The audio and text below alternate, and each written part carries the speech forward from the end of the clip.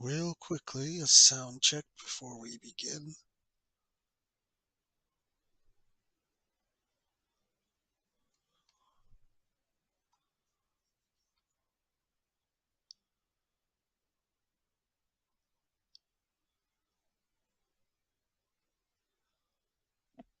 Three, two, one, test.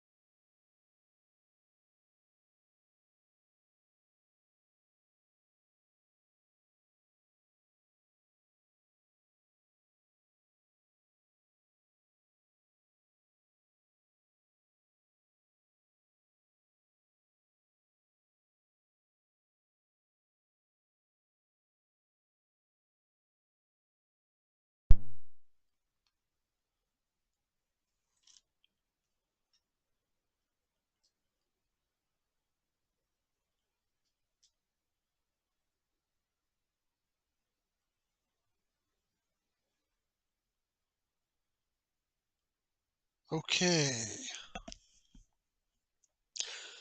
Hello and good morning, Final Fantasy XIV. As the title suggests, here today I'm going to talk about some news and controversy that's kind of been going around the sphere of media for Final Fantasy XIV, and that's about content creators, influencers, livers, streamers, whatever you would like to call them, like yours truly here, and like kind of like why some of them are stepping away or maybe quitting, as the media likes to put it, as they deliberately, pitch these words to cause uproar or panic or fear mongering or whatever it may be, just for, the sake of gaining traction or gaining attention. And we're going to dive in and see or list possible reasons, and try to really like talk about like what it means to be a content creator or streamer, and basically steps or measures that maybe this game could take to sort of draw back in an audience,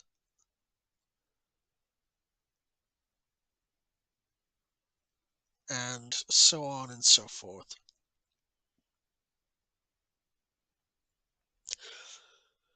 So to begin, let's talk about like what it means to be sort of like a content creator, a live streamer, or as media sometimes calls it, an influencer. So basically, it's just kind of like random people like you or me who essentially work to like, I don't know, kind of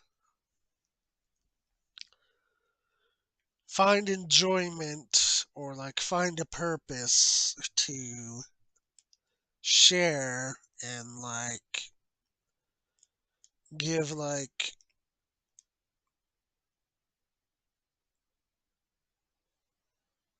everyone like our point of views on what we are sharing and enjoying.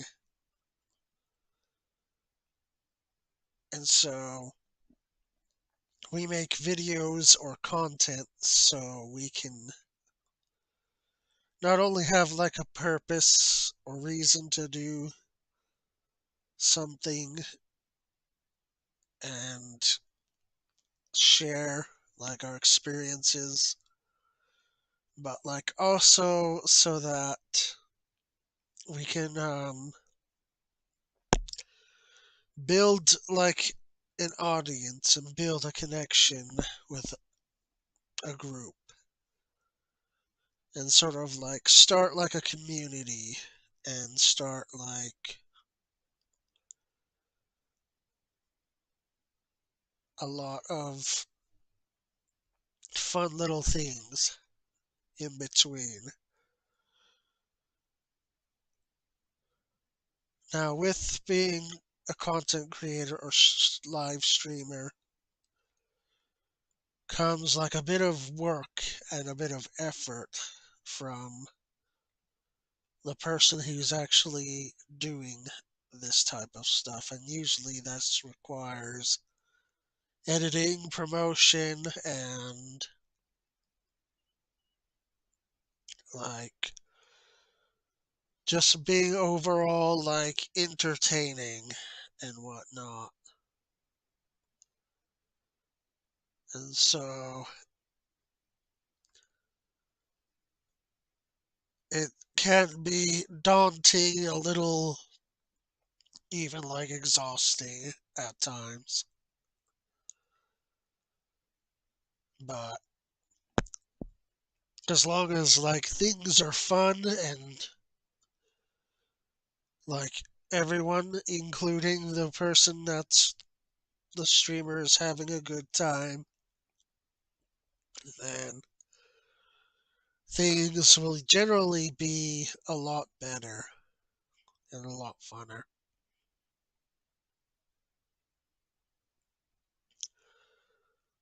And that like there's like varying degrees of a type of content creator and streamer. Like some will be focused on maybe like just one genre or like one type of game, while others will be more of like variety types, so they'll branch out into different genres, different titles, different sort of um, things, so that they can basically captivate and keep like the audience coming and also like keep their like cash flowing, because a lot of popular like content streamers and live streamers usually typically, if they succeed in like really high digits, and that's of course if they do it by not cheating, of course. Like there's one thing that some of the most successful, like well renowned and very high numbered channels won't say, and that's that some of them do cheat. And how do they cheat, you'll ask? Well, they can cheat various different types of ways. They can make multiple bot accounts and have them subscribe and have them like auto generate like replies and stuff like that. That's one way of cheating to get to the top. Another way is to like buy like subscriptions, like fake account subscriptions, and like these buying things don't happen like overnight, but they like kind of spread out like over the week, like some of these things allow you to set like a number of how many subscribers you get per day. So, for example, you could have it so it sets to like you get like 5 new subscribers a day, and it will punch that in for how many days or whatever in the week.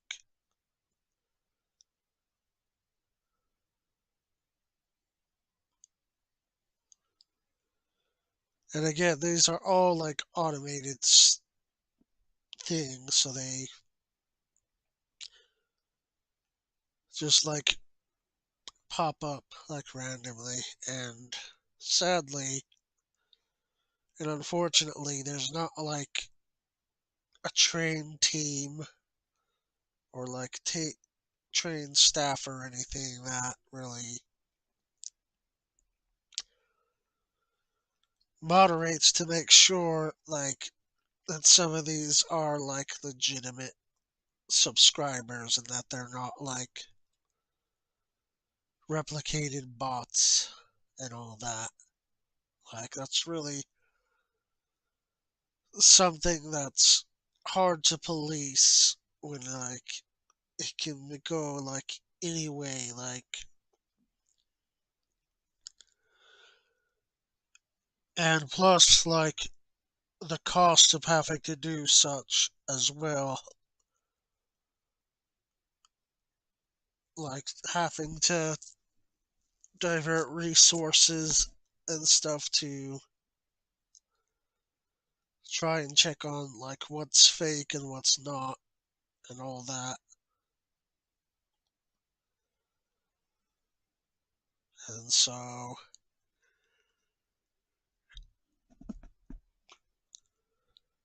it can be like very hard to like find who's genuine and who's not.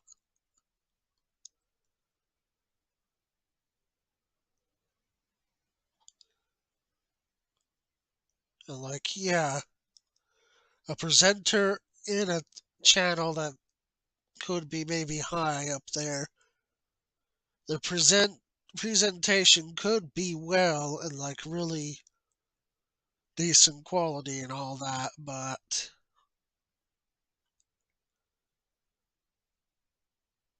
even then,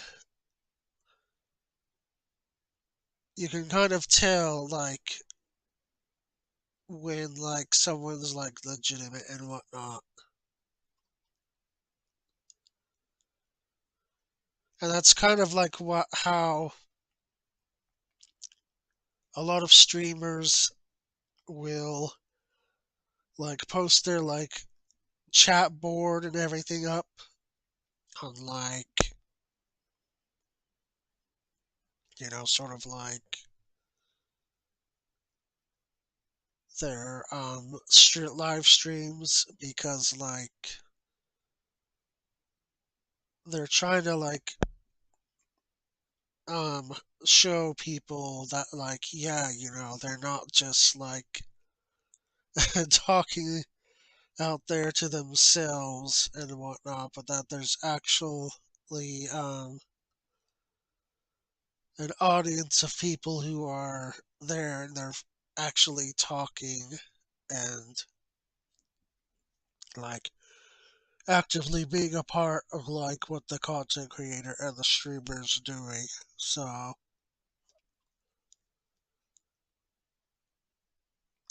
like that's the reason why like the chat thing started was because like creators didn't like being called out for being fake or over exaggerated, etc. So they're like, all right, you know what? We'll just shove my chat box in your face so you can see, that I'm just not talking out of my ass or I'm not just talking to the wind or the wall. So There's part of that with the cheating situation, but also, like what I was talking about a few seconds ago, is that engagement is important for the liver or the content creator.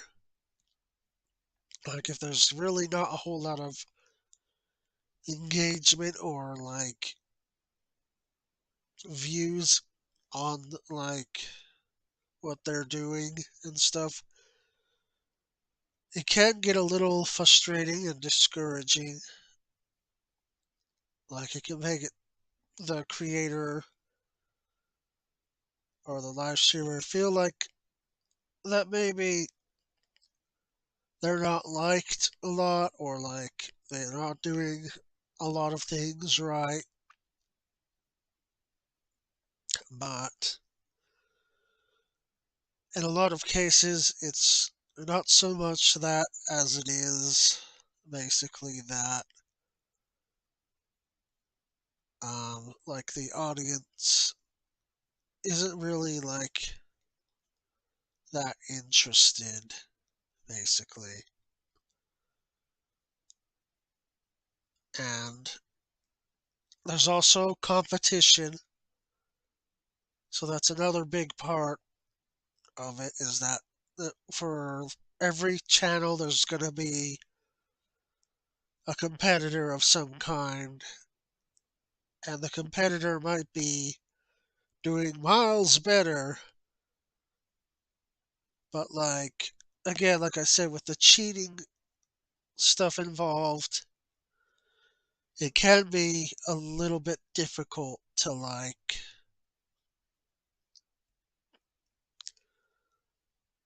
know if for sure they're like the genuine article, or if they're just a faker who's over exaggerated and they think that um, they're all that, and that their opinion matters. But in truth, there's only like a handful of people that regularly visit their channel or regularly browse their videos.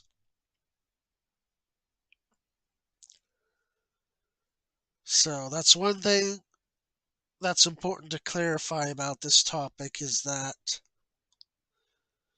just because like someone has like a super large number of clicks, views, channels, or sorry, subscribers, doesn't necessarily dictate or necessitate that they are like someone that you should really pay attention to or listen to, basically. Like, you really have to kind of investigate for yourself, and like you have to like jump into this person's communities, like if they have social links and whatnot, and see like kind of see like who they engage with and how they engage with them, etc. Because chances are you might end up with someone who's really not what you thought. So that's just one thing I want to put out there right from the start, so that we can kind of understand like why certain creators or streamers would be leaving Final Fantasy XIV.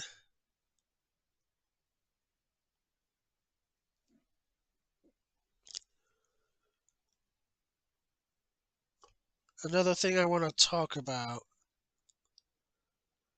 is like the purpose of the game itself.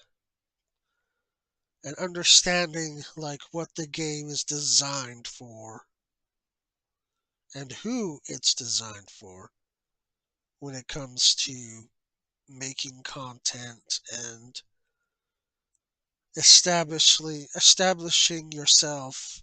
Sorry, I had a bit of trouble pronouncing that for a second, but basically they need a content creator streamer needs to know what they're really getting themselves into before they start like really kind of like building like their structure over a particular like game, especially if it's like an online atmosphere type of game. Like they really have to read the room, I guess you could say, and understand like who exactly plays this game, who like what kind of people enjoy these types of games and why. Like they need to understand like all those things as to what makes people like want to play these types of games and enjoy them.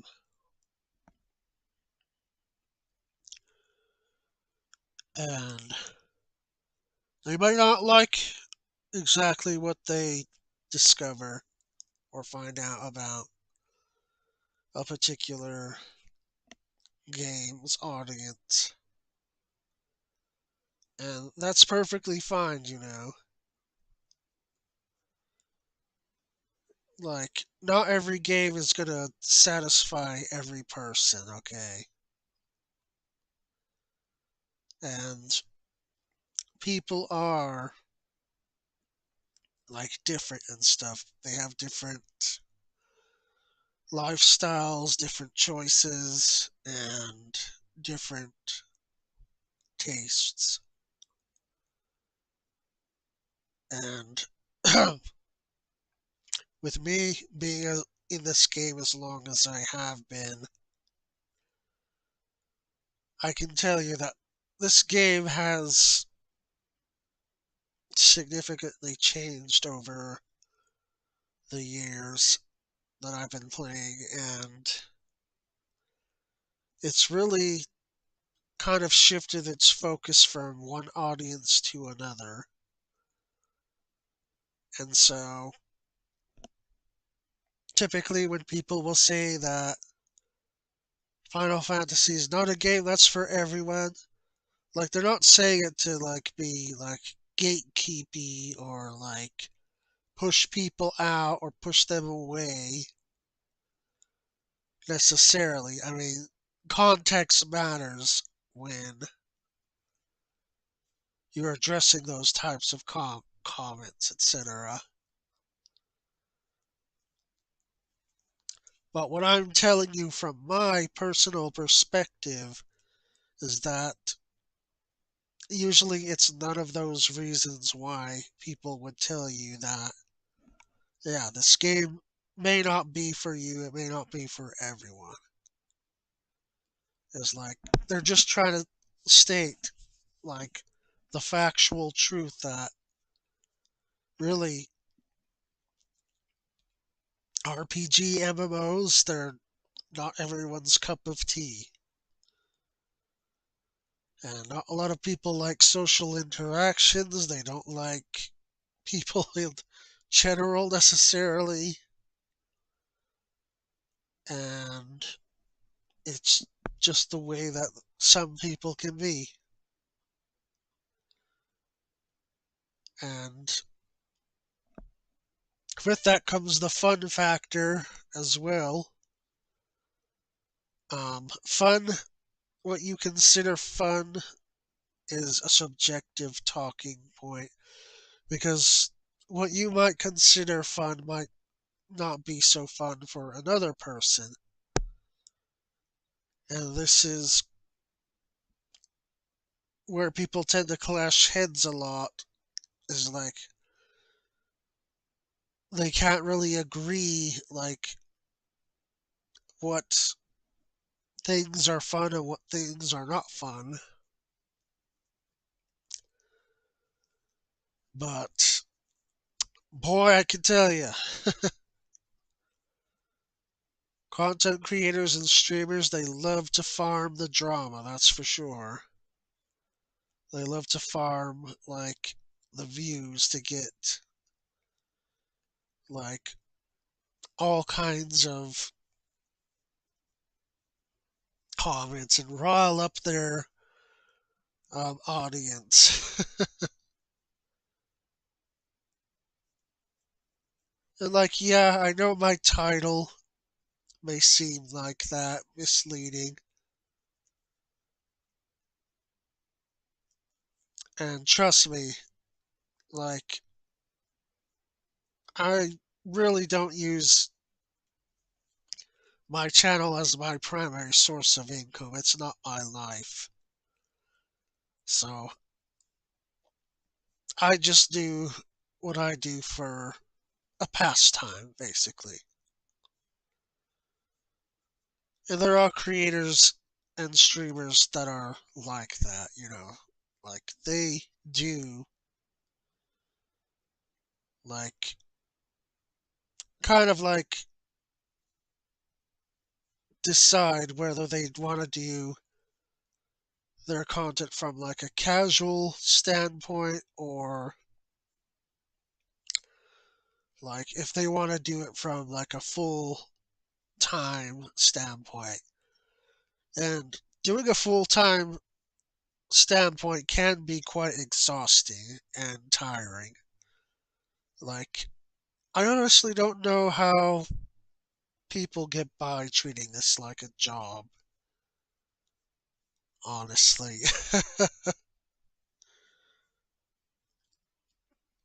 Because, for me, example, I'm a person who likes to have variety. So I like to have different things to do other than just one thing. So if I were ever to try and do like content creation and streaming full time,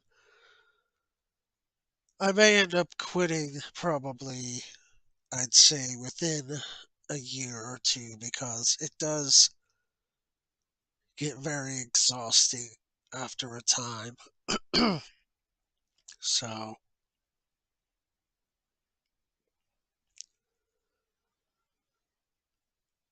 it's just one of those things that comes with the territory, I guess you could say.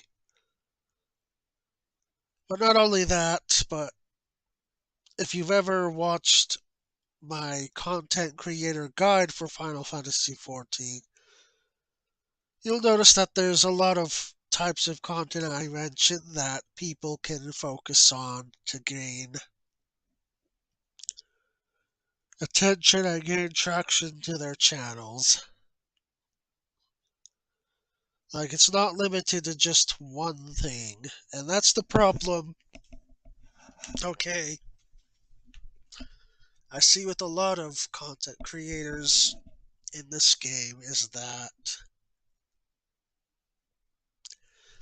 they really struggle because they focus just on one thing all the time. Especially these larger channels and like content creators, okay? They hyper focus to the extent of insanity on just one thing rather than trying out multiple things.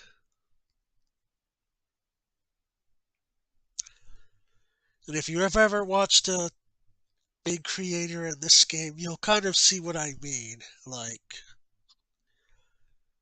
a lot of them tend to focus on just one specific thing instead of, you know, branching out more and trying to do like multiple different things. And see, that's where they put themselves in a pitfall, if you will, is because they think they have to do just that one thing or else, like, they're going to lose their audience or something.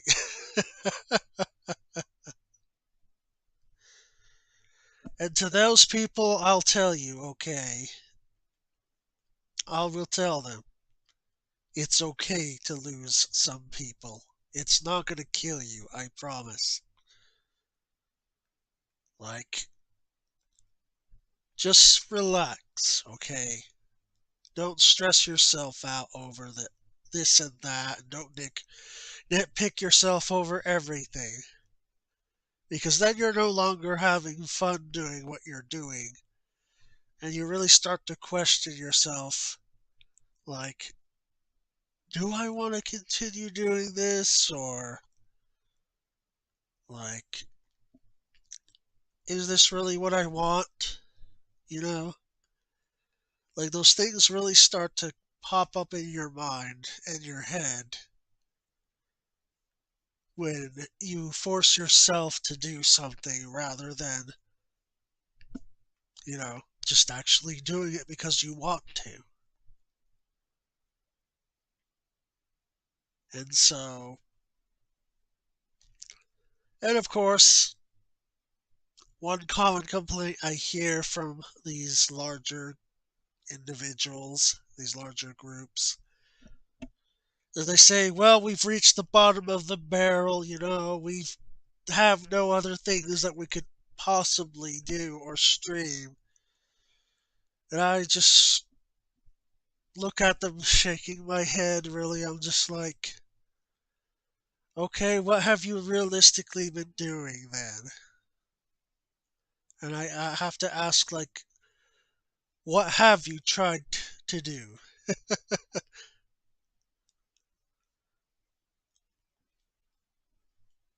And I've seen a good example of this exactly from a content creator of Final Fantasy XIV. There's this guy who would only focus on like the end game for the most part. And like he was just getting so fed up and tired with it. And then finally someone like in his inner circle convinced him to try like something else, or like, hey, there's other things you can try, right? You don't have to force yourself to just keep doing this end game thing. And he's like, yeah, well, like what else am I supposed to do? It's like, what? They're like, well, you know why don't you try, give fashion hunting a try, or try going out to these clubs areas and these role playing stuffs. Like, I said, give that a try. And he's like, okay, well, I'll try it, but that's all I'm gonna do. So he tried it, and then he's like, wow, this is a completely side of this game I, never ever thought to consider, never thought about. And I've only memed on it, like he's only joked on it, and then when he actually tried it, he's like, well, damn, this is actually a pretty new and unique thing that I never even thought. So that person, I give them props, I give them credit because that's pretty good that he decided, like, yeah, you know what? I should give these other things a chance. Maybe there's something there for me, and maybe this will make me see this particular game in a new light. And lo and behold, the proof was in the pudding, as they say. So I wouldn't worry too much, like I said, about these creators, quote unquote, quitting so much as they're just burnt out and they're like really tired because like I said, they trapped themselves in this pit hole, this pitfall, and they figured that if they just kept doing the one thing that they were doing, like it was going to work out, everything would be fine. But it's really not fine, and this is their consequence, I guess. So,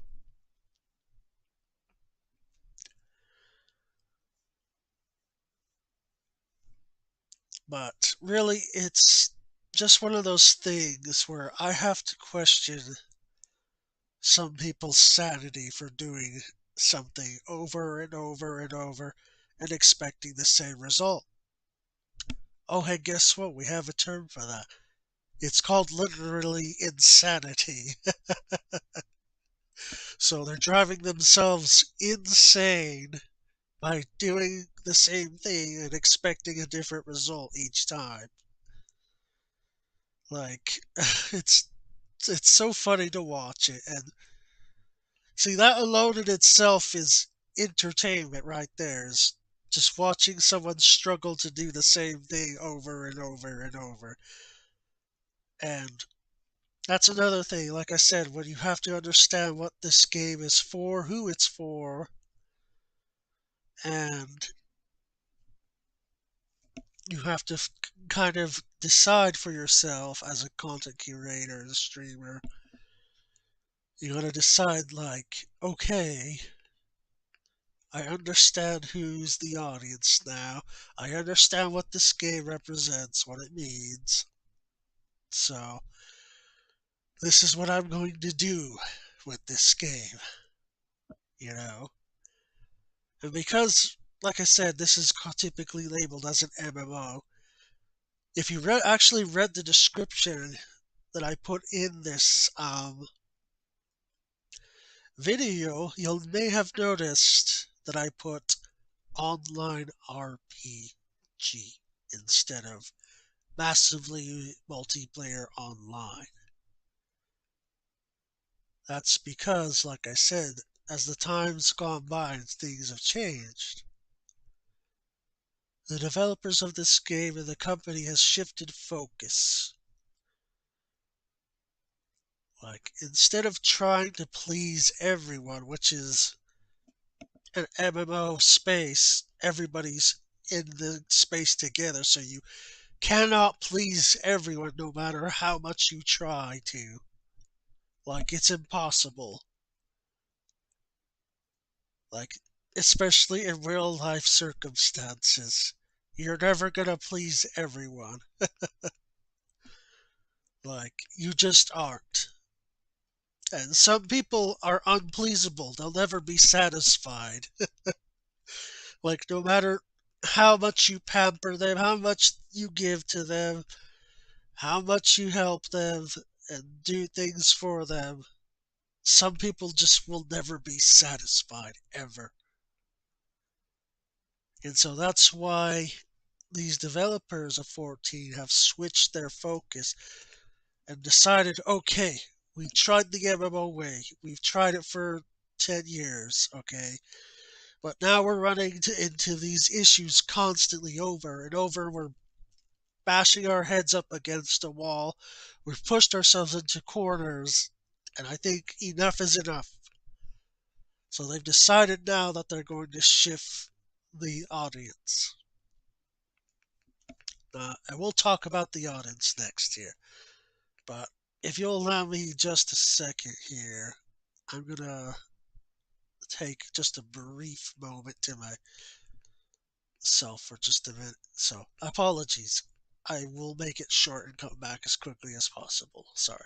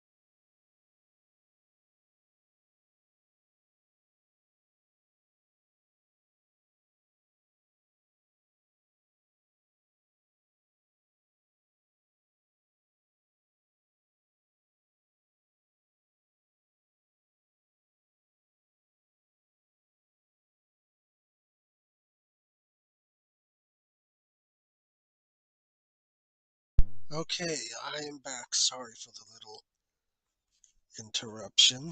So, but anyway, let's talk now. Okay, so we've talked about content creator livers and the reasons why they would step away or move away from a game um like this. So, like well, just to summarize, it could be burnout and being tired.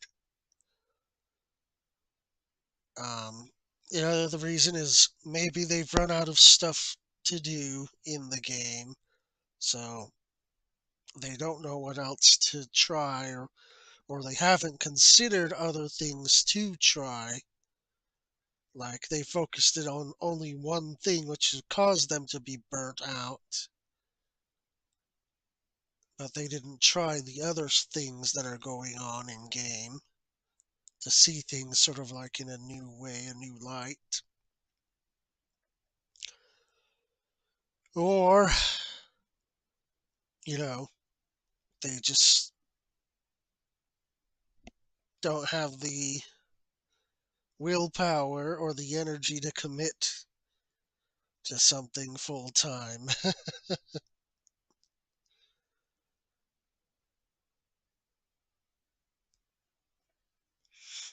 And so that's basically like some reasons that would drive a content creator or a live streamer away. Obviously, there's other things as well. Like, I know that's generalizing it, but bad play pacing, bad gameplay loops, repetitive gameplay that's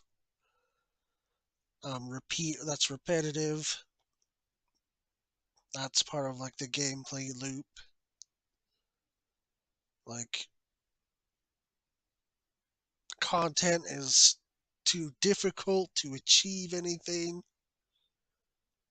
or really like have fun at all. There's just like a whole lot of other reasons we could list as what would might drive an influencer or like live streamer away. But I wanted to focus on the being tired out and burnt out, and also falling in pitfalls by not focusing on the entirety of the game, but only just one aspect parts, because that seems to be, in what I've seen, the majority of these creators fell into, and why they've decided to step away from this game in particular is because they were tired of all these things, and they were tired of like trying to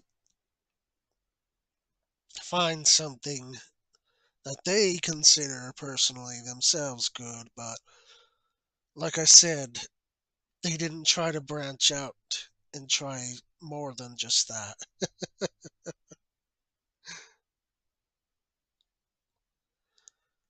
And yeah, some of them I've noticed also will make up an excuses too. And like I said, I don't like to name drop any names, but I'm pretty sure if you're someone who's watched bigger creators, you know who they are, so I don't even have to bring up names. But another reason why I don't like to drop in names is because the potential for drama to ensue. And that's another reason why creators might leave or quit, is because drama. If there's too much drama going on and people are just non-stop harassing them, then yeah, they're not having fun or good times anymore, so they'll drop the game like a flapjack and just never touch it again.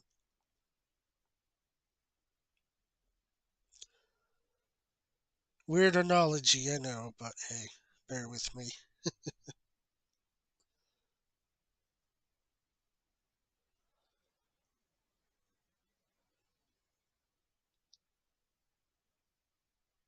But one of the complaints I would hear from some content creators like, I have no interest in those other types of things. And I'm like, okay, sure, but have you even tried it yet? Did you actually go and try it yet before you decided I don't like it or I'm not interested in it? Did you actually go and try it? Like I said, it's entertainment on its own watching some of these people cry and complain about things, but yet when it comes time for the chicken to roost and all that, they pretty much like blatantly make up excuses and like try to lie as to why they didn't try X, Y, and Z.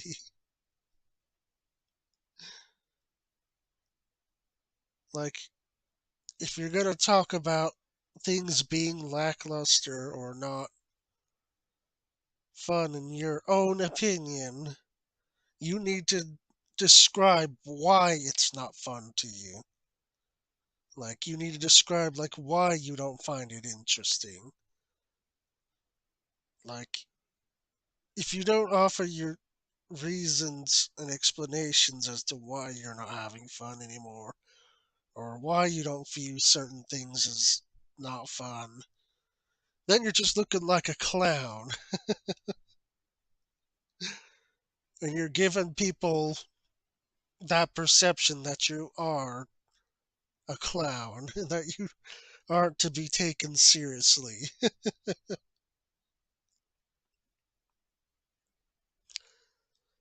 So,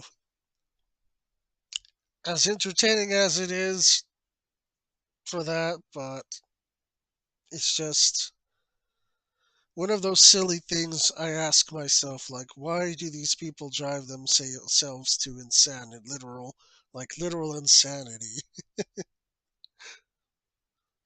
when they haven't even tried other stuff? Like, it's like if you go to get a puppy, I guess, a new puppy, you say, oh, this puppy's so adorable, it's so cute, it's everything I wanted. And you bring it home, and you love it for a minute, but then it starts like tearing up stuff or like starts barking too loudly or pees everywhere. And then you're like, okay, I don't like this pup anymore. So the next day they take it back. Like, yeah, I decided I don't like this puppy anymore. It's not what I thought. It's not interesting. It's not good. So I'm gonna take this puppy back for a new one.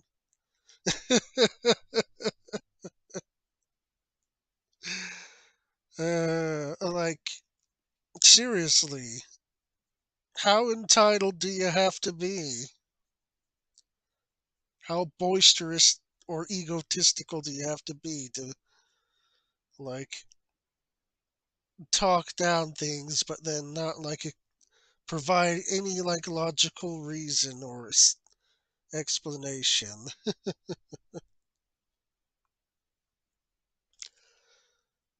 Like, it's nonsensical that certain people can be that way, but it is what it is. Now let's talk about Final Fantasy XIV itself. So, what is it? What type of game is it? Who's the audience? Okay, and what's it for? So, what is Final Fantasy XIV? When you hear the name itself, what do you think about? That's the first and very important step here that you need to think about. Like, if anyone who comes and views this video, or who's maybe be watching like right now, like just tell me in the comment section or tell me in the chat. When you hear the name Final Fantasy, what comes to your mind? And like, don't even pay attention to the number part. The number part's just there as a run-on gag and just like to help the developers with their memory. So forget about the number, but just think about Final Fantasy in your head. What comes to your head, your mind? Now, I bet some of you will probably say you think about chocobos, think about Moogles, you think about a certain character or a certain playable job. You think about adventure, story, music, like all different things. You think about RPG when it comes to Final Fantasy.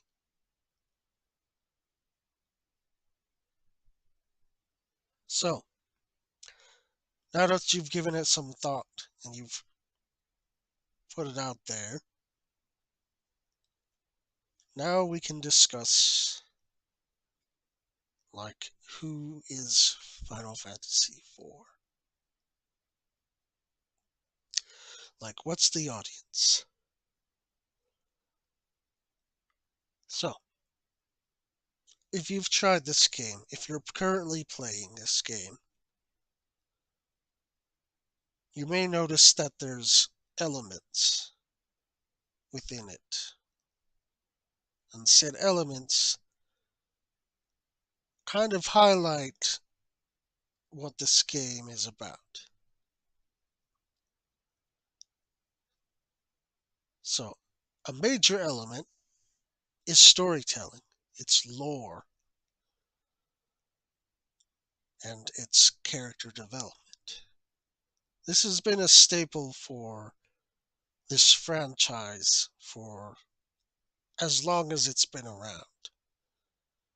Barring some exceptions, of course. There are some Final Fantasies where character development's a little skewed and non-existent. Like, you, the player, basically have to piece it together and decide. And that just falls in with the classical RPG where, you know, you're role playing. That's basically what RPG itself stands for. It's a role playing game. So, in a role playing game, you are given a role, and said role defines how the story plays out. In our case, in Final Fantasy XIV, the role we are given is that we're a hero from some distant land, and we've traveled to this place, this world here, because it's just teeming with adventure. It's teeming with mysteries to be solved and found. It's teeming with, like, challenges to overcome and take on. And it's filled with wealth. That's the narration we're given when we start this adventure, this journey.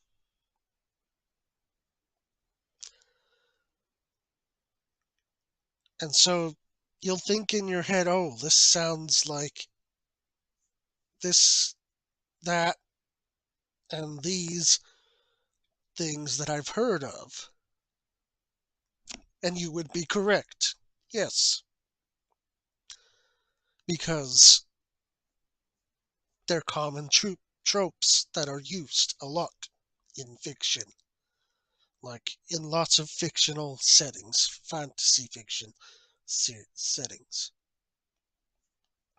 You know, you're the hero, you're the main protagonist, and your role is either save like a kingdom or individual, save um, a nation, or save the world itself. And that's no different here in Final Fantasy XIV, is that you are the star of the show. And you're given like some choice to decide, but like you're not given like full choice, because the thing that Final Fantasy prides itself on is that they pride itself on their unique way of storytelling. And so they're very like stubborn and hard-headed on that aspect, that element. Like, and not just that, but because this is an MMO, supposedly they say, you know, things are always going to change anyway.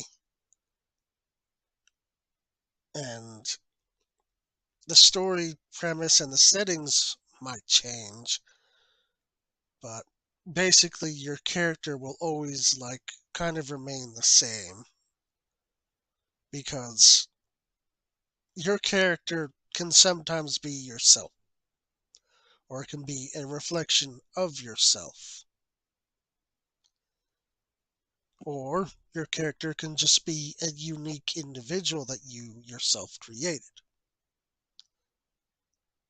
like that you developed, so that you created your own story for your character. That's what makes these types of games RPG, is because you yourself make your character what you want them to be and what you want them to be presented as. As far as narration and storytelling goes, you are told that you're a specific thing,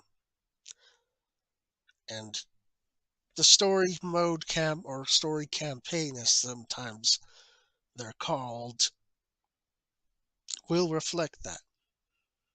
But outside of that, you can be whatever you want to be. You can be a criminal. You can be an overlord. You can be a dictator king. You can be an enforcer. You can be a superhero. Hell, you could even be a dragon.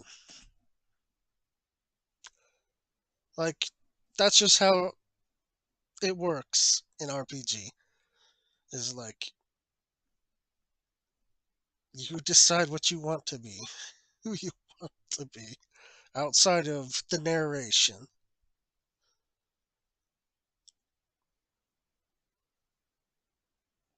And that's kind of what has sort of like this attraction, this mystic, mysticism, this mystical feeling when you come into games like this, is that you really feel like it's appealing to be able to make something out of your character. And that's one of the primary factors that draws people into these types of games. The other thing is that people like to feel inclusion. They like to feel like they're included in something that a significant number of people like consider to be fun or to consider to be interesting or engaging. So naturally, they'll come in because they want to experience that same feeling for themselves. And this plays into content creating creators and live streamers because a lot of times, like 8 out of 10 times, I'm not going to go any higher than that, okay? Like, I know people will bring up certain names. They'll say, that's not true. This streamer brung in lots of people. They have lots of audience. And again, so what? I've said. Just because someone's big and they seem they're successful doesn't mean like people actually care about their opinion. It doesn't actually mean like they want to do things just because this person said that or this or that. You know, at the end of the day, people are going to decide for themselves. Unless they're mindless sheeple who don't have a mind for themselves.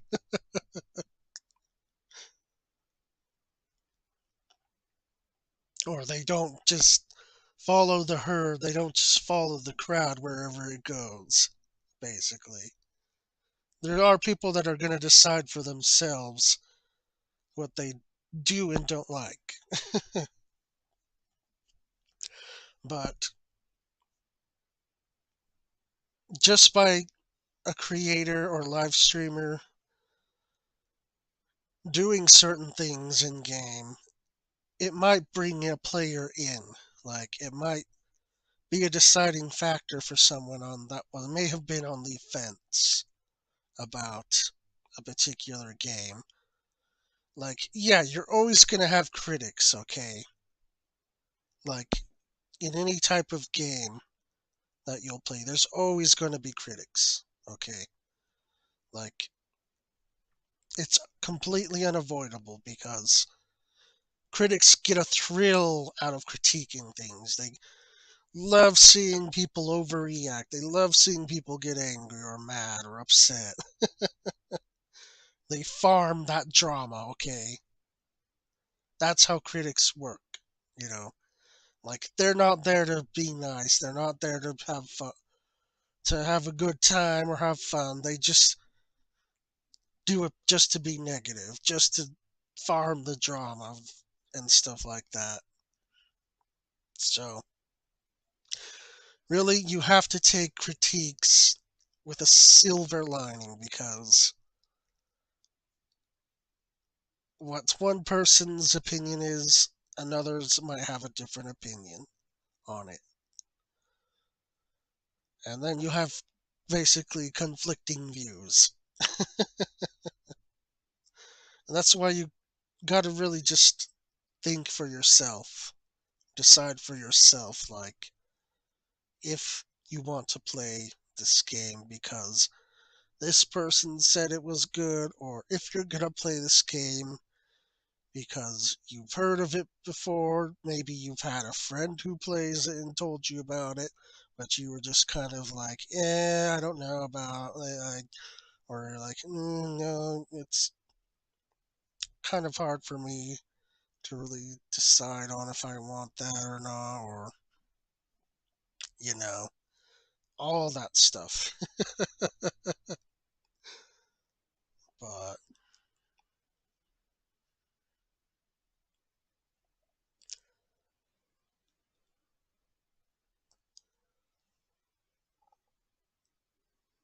like, in the end, like I said,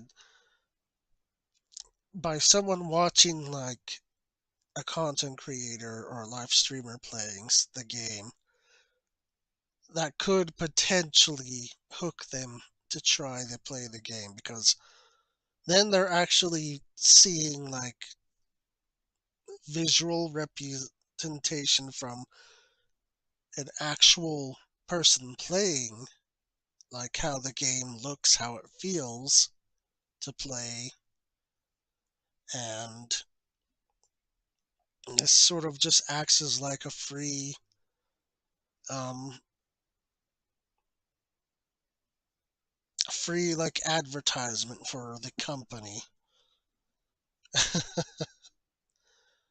And so, and that's another thing too, is that like some companies will really like how a live streamer or content creator will um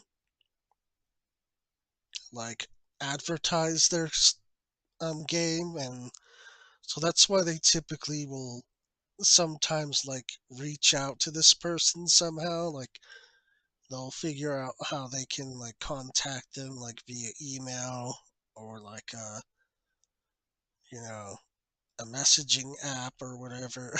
Like they'll reach out to certain people and they'll ask, say, like, hey, we saw your videos and we like a lot of your talking points, or we like the way you present our game, and we like the way that you are energetic or enthusiastic, you know? Like they'll just, some companies will just say these things as sort of like, as a PR, basically, a PR stunt. So kind of like nudge you a bit to keep doing what you're doing. And then they tack on, we would like to form a partnership. Okay. And so this is when the content creator has to then decide, okay, so they want me to form like an official type of contract with them. And so they can reply back to the email, the company, and be like, hey, that's really awesome that you're considering me as a partner and everything. And they can, and they should ask these questions too. This is one another thing, okay, that I see these creators mess up on, okay, is they don't read the fine print and they don't ask questions. That's is a big major mistake to do, is to not read the fine print and to not ask questions, because then you end up accepting a contract or a deal and you can't back out of it now because you already accepted their offer, their deal. And if you back out of it, then yeah, you're gonna lose whatever that deal included, like, which can be monetary gain, it can be like official brand advertising your channel, for example, and it can be like inviting you to special events, like, for example, FanFest that's coming up here pretty quickly in July. It can mean that for content creators, they might get an official ticket or invite from the company running the event itself, and they'll say, "Hey, we saw your stuff. You're doing really well, you know," and they're rewarding you by giving you the opportunity to attend their event so that you can continue to act as an advertiser, as an influencer for their game. So those are some perks, to name a few, that comes with accepting partnership or accepting deals with companies. But as I've said in my content creation video, that can have a negative side too. And that negative side, it can be that you're not allowed to disclose certain things and you're not allowed to say certain things.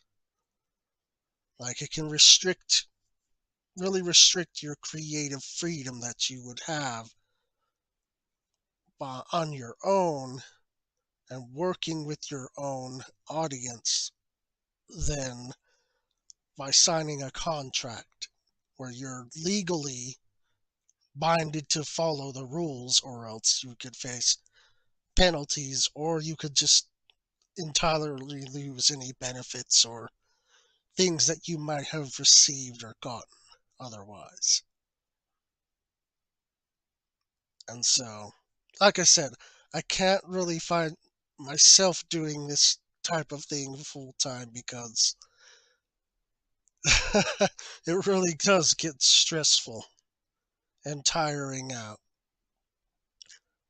And like I said, people do it so often and so long that, like I said, they're driving themselves to insanity.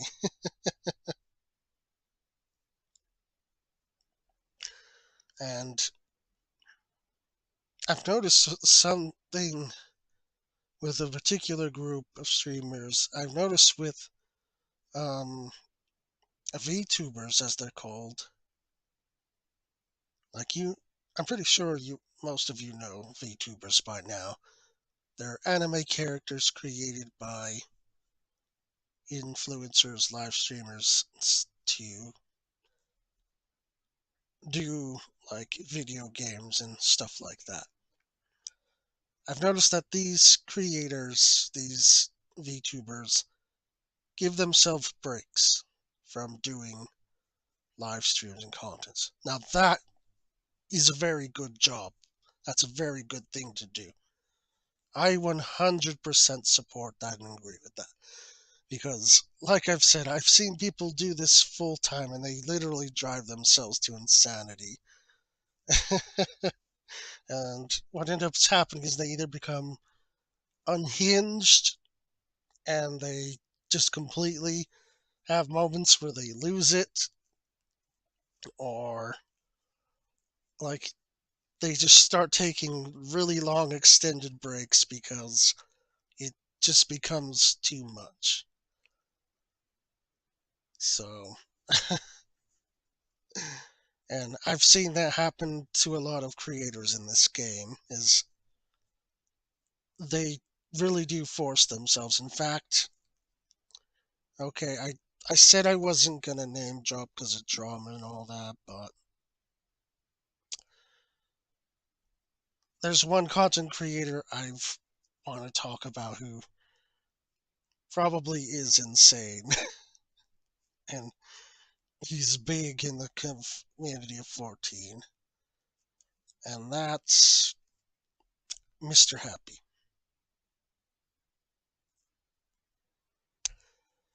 Like, even now, he's still doing Final Fantasy XIV stuff, still talking about it, still um, making news videos about it.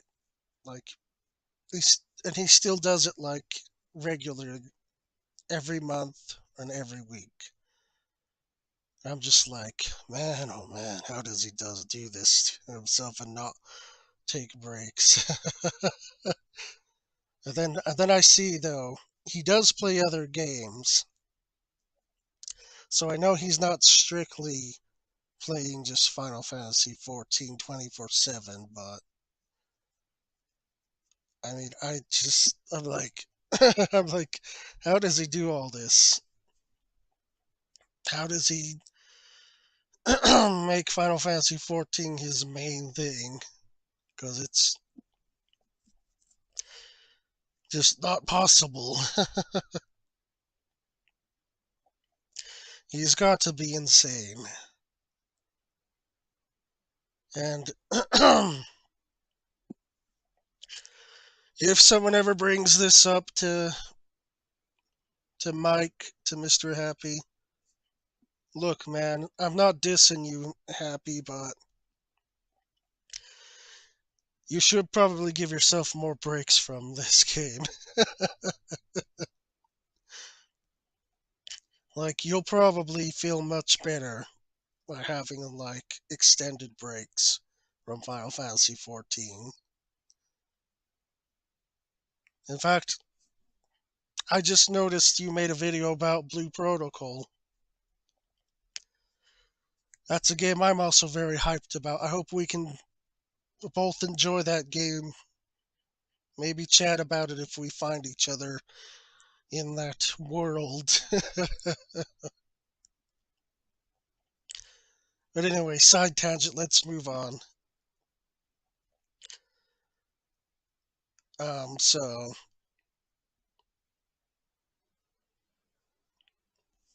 we're talking about elements here. And I said one of the biggest major impacting elements is story and lore and character developments. Another element is the open world and the vastness of it. Like exploration. That comes with the territory of being RPG related. In fact, I'll go even further. JRPG. It's important to have that J part in it. Because that J is going to be important when we get to the last part of here, and that's the audience that they're working to target, that they're actively targeting. But vastness and open worlds to explore and idle in and chat in are very important to like these types of games here. Like people love to explore and run around in open fields and areas. Like it really helps flesh out the world and helps it feel like it's its own entity. And then, like I talked about a little bit earlier, too, is that people like to feel like they're included in things. They like to be part of something where there's more than NPCs.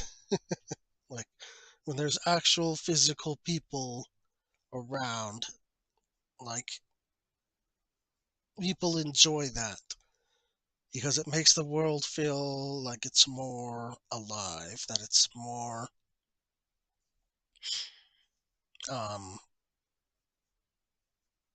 basically that it's more active. So that's another thing that draws strong attention to Final Fantasy is its vast open worlds to traverse. Granted that some of these Final Fantasy games it's a flip flop because some of them end up just being corridors and like tunnely, which feels kind of bad. Like it's really not a very popular thing in today's gaming world. Like in today's gaming world, people love vast open spaces to traverse. Little tunnels just like little visual tunnels with music just aren't really cutting it anymore. Like it kind of comes off as bland and uninspired little tunnels. Like make things wide and open. That's what draws a crowd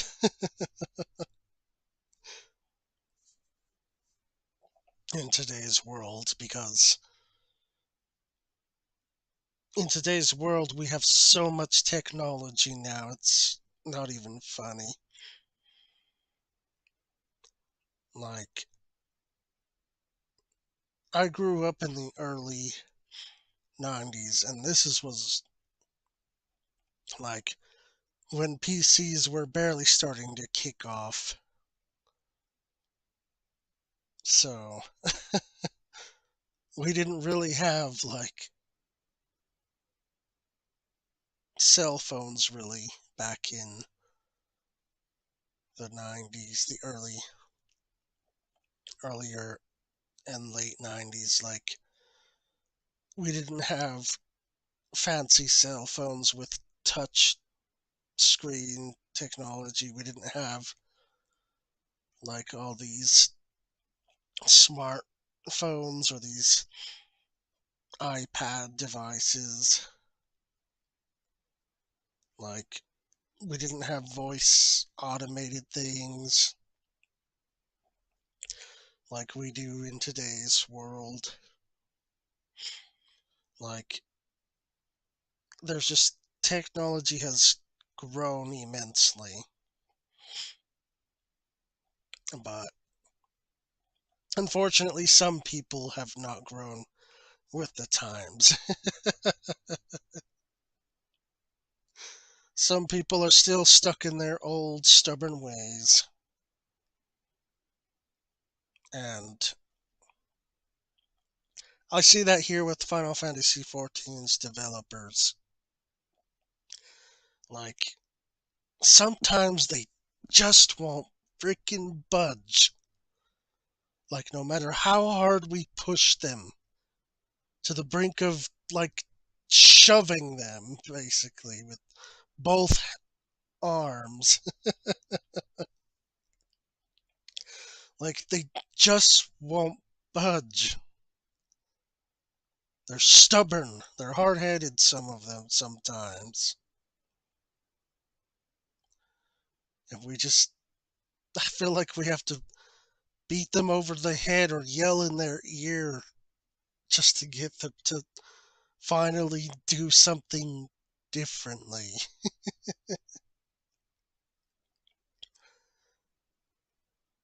But that's part of a different topic.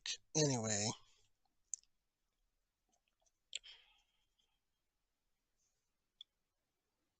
the having, like I said, a vast open space to explore in, do stuff in, is important element to have, and typically that's what MMOs have, and that's what Final Fantasy XIV has. Like, as an example of where I'm sitting, this is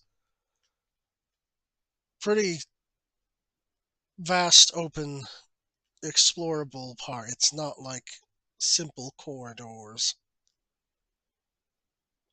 Like, this is called the Doman Enclave, and it actually does have like a lot of different parts and areas for you to like look at and sit in and explore.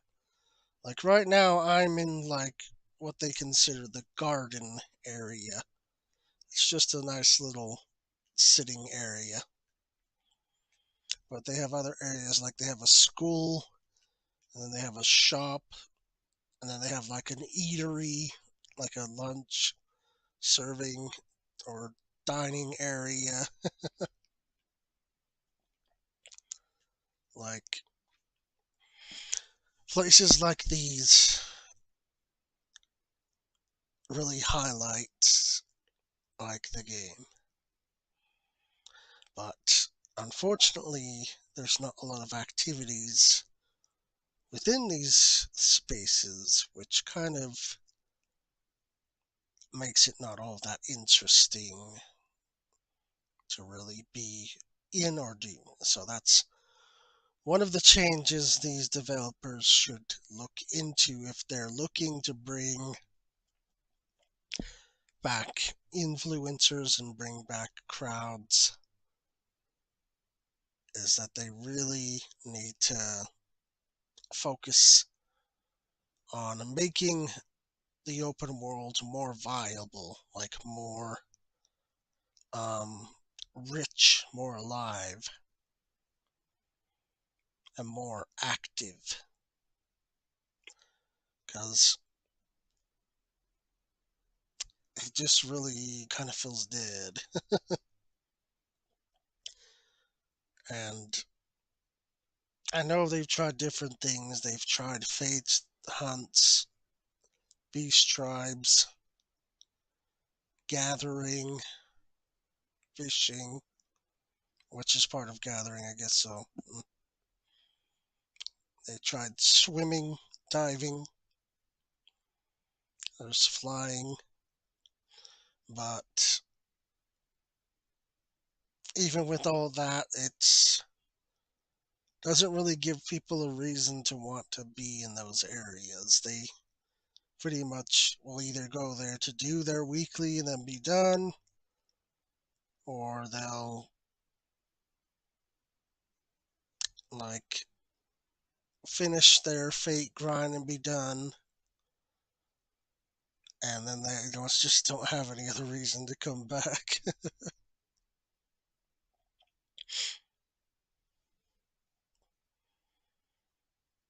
So I'd really like it for them if they tried certain different things to make people want to come back. Like it could be even something as simple as like building reputation within that certain area. Like let's say like by building reputation with a particular group in the area, like it unlocks like newer areas of the map, or like it triggers like a special event to happen. Like kind of like what they did with the Ishgard restoration thing. Like how we restored that place and then that triggered the feats to happen, which are the little mini game events. Like I would love it if they did that with other areas as well. Like have it so that there's active events that people can come back and do just for fun. And like doing this stuff will unlock more features or like more content to do. Like I would really, really love that if they worked on doing that for the open world maps, is like make it so that we can sort of build relations with these places, and then by building those relations we unlock more things, we unlock more stuff to do. Like that would be so so great. I would love it if they could do that. Like no joke. And they did that really well with the Bajia content. Even though I know people consider that content to be a mixed bag and everything, but irregardless, like I really like that about Bajia, that by doing stuff and like building reputation with the faction that you're working with, that it unlocked more stuff and that it also gave you new content to do. Like, I would like it if they incorporate that in like the regular areas of the maps. Like, that would be so much fun to do, and it would make people have a reason, to come back to these areas, besides just doing the typical weekly grinding or the story um, journey, or the side quests. stories. Like, it would really help bring people back, I would say.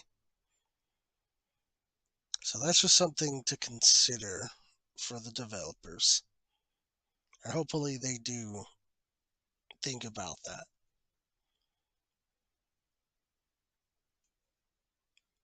Okay, so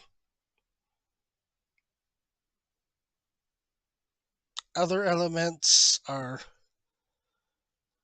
pretty standard elements of MMOs. You have the raids, you have the boss fights, but unfortunately these suffer from the same, like, outdated and terrible, like, tunnel designs. Like, it's gotten kind of worse to where the raids are no longer feeling like they're raids, but they're like just glorified trials, basically, which are just boss fights in an arena. Kind of sad. Whereas when we had Coils and Alexander, you were actually exploring like a castle or a keep. So it felt like it was like an actual like raid experience. Like you were raiding a place and not just raiding just one little tiny room. Like, that's kind of like the other thing that's kind of pushing like people out in a ways, because they're like not really finding any enjoyment or excitement out of being in these same looking things.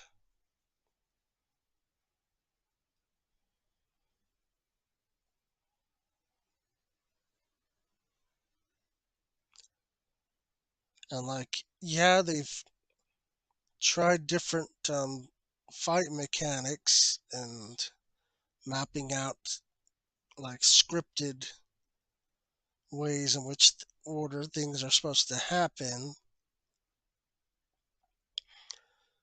but once people have figured out the dance, it's not hard to repeat on a loop, and then once they're done, they quit. So there's no longevity, and there's no reason to come back after they've basically farmed all they wanted or needed.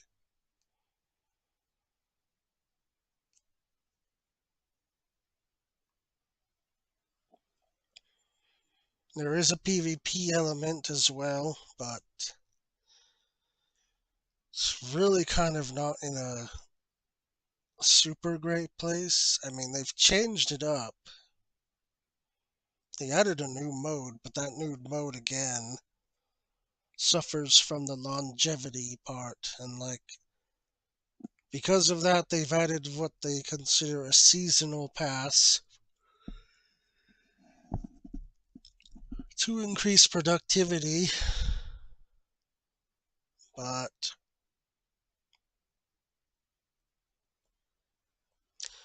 really doesn't inspire people to return in droves after they finish the season pass. And because of the way they've stretched out content as well, like, it really does make it hard to want to do certain things when you've basically finished them out.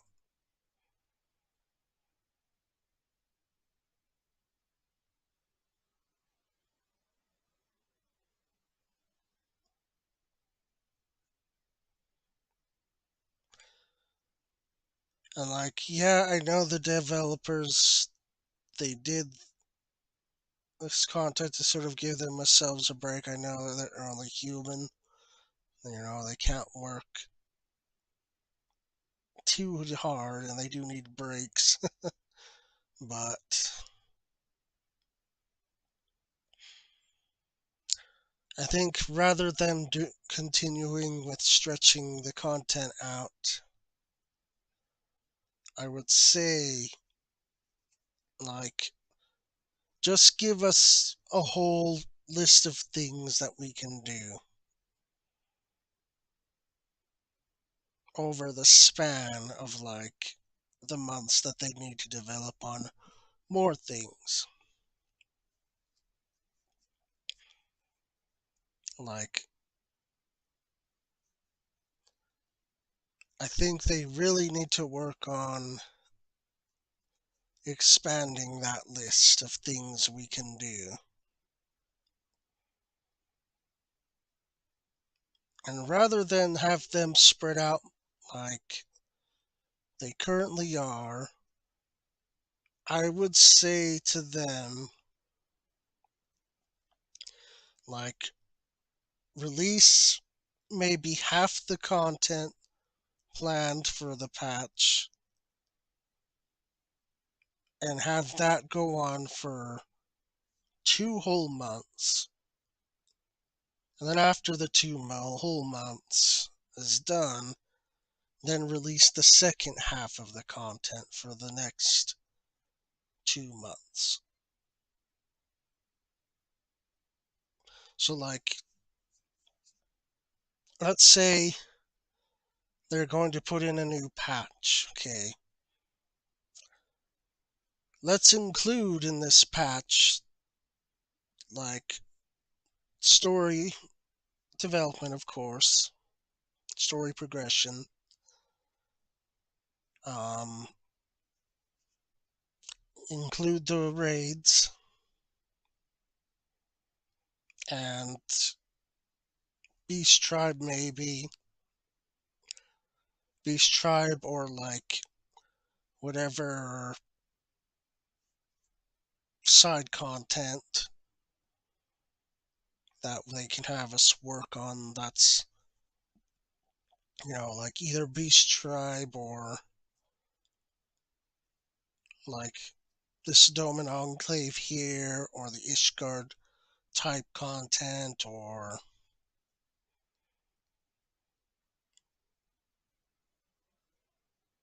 just like a new PvP, for example. Have those be the bulk of the first half of the patch for 2 months. Then, in the second half of the patch, after those 2 months have gone by, have it so that you can put in the rest of the content for that patch. So, like, that could be the relic weapon continuation. It could be a new type of dungeon, like how they have, the new dungeon that they added this expansion, the Criterion dungeon. Like, they could add that, or, like, even the deep dungeon, they could add that too in the second half of a patch.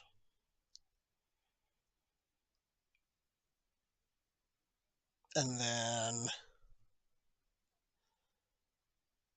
from there, just do the quality of life adjustments, the UI enhancements, and just general, like, um, tweaking and fixing of bugs and stuff like that.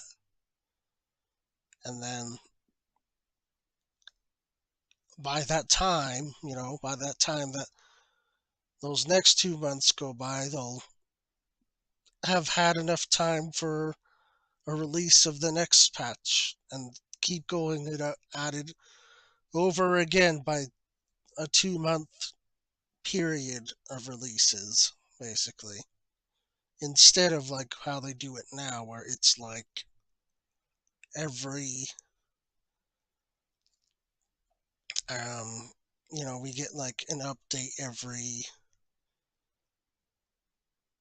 like we get a patch, like it patches the files into the game, but they only let us have the content of that patch like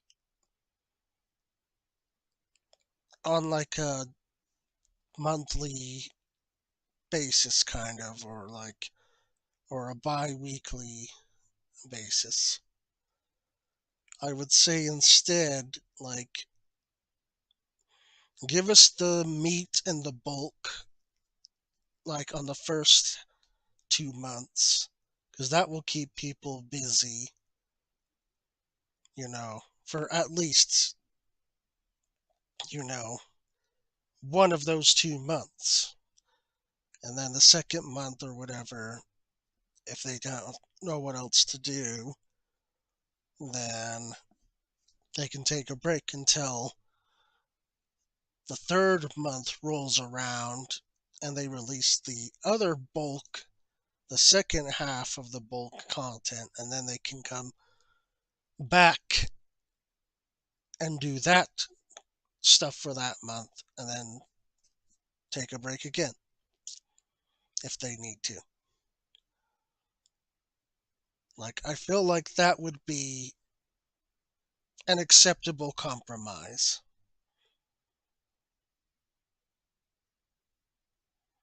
And that way they're not stressing themselves out like about things. And that they'll actually have like months in between those release dates to where they can hot fix everything and do emergency work if needed and all that fun stuff. Because it won't be interfering with the player's time, and it won't be like interfering with the developer's time. You know, like they'll give themselves like a bit of more wiggle room to actually be able to get things accomplished and get things done. So that's another thing to sort of think about when it comes to the elements. And so now that brings us to our very last talking point, finally. I know these videos I make tend to be longer than usual, but I really like to get my point across and like to be as precise and as clear as I can when it comes to these types of discussions and whatnot. So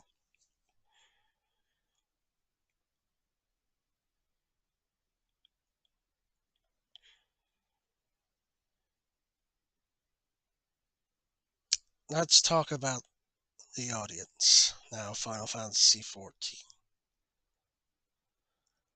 So as I've said, I've been with this game for extremely long time.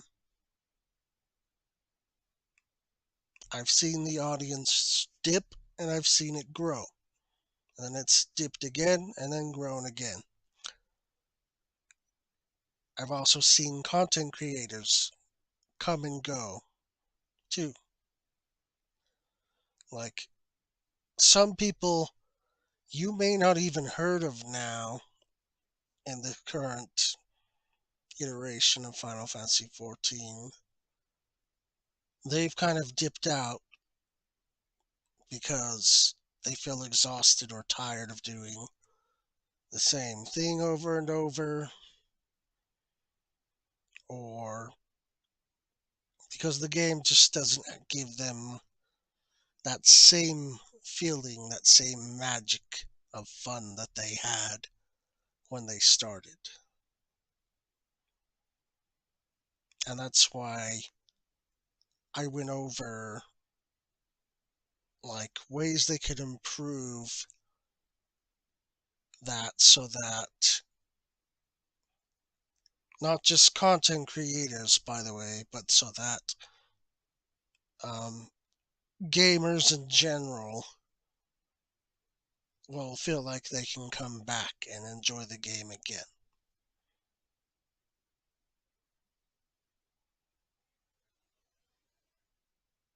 And that's why I was mentioning that compromise there, is because I feel like that compromise would really help the developers out a ton, and it would help the players relax as well.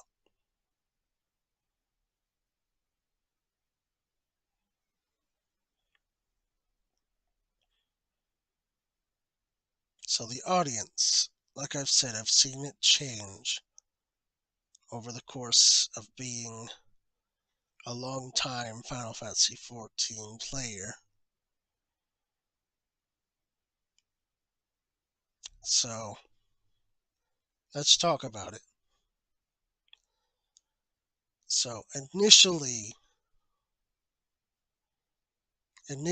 their target audience for Final Fantasy XIV was, okay, this is important to understand why I say was.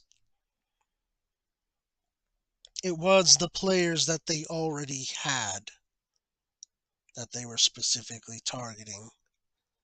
It was those players that they already hooked into the Final Fantasy franchise and the Final Fantasy XI MMO game that they were running.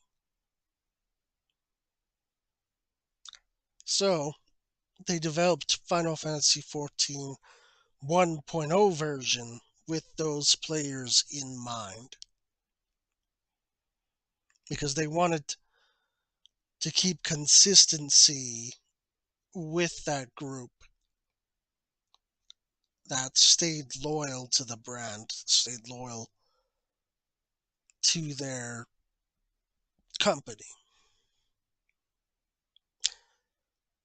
So they thought that if they created a carbon copy of what they did with Final Fantasy XI, it would automatically equal success, because the nostalgia would sink in and the players would feel like, I guess, they would feel like they're getting a shiny new toy.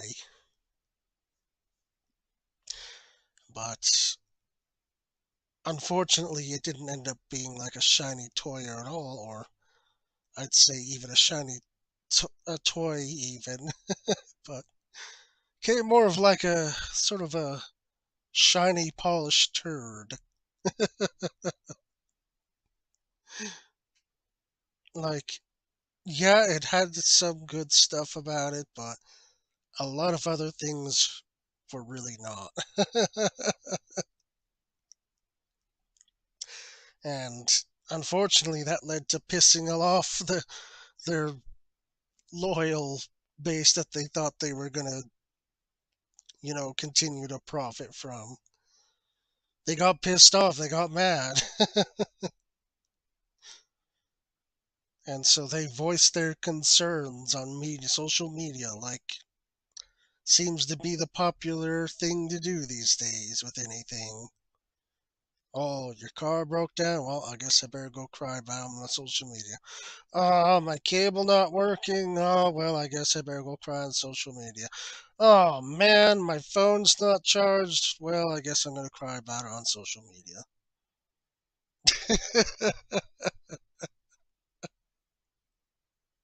Like, that's how our society is devolved into.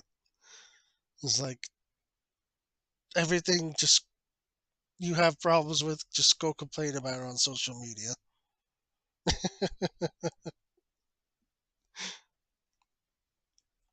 And there you go. So that's what happened with Final Fantasies 1.0's. The people that they thought were going to stay loyal and that they were going to develop for, they got pissed off and they cried on social media.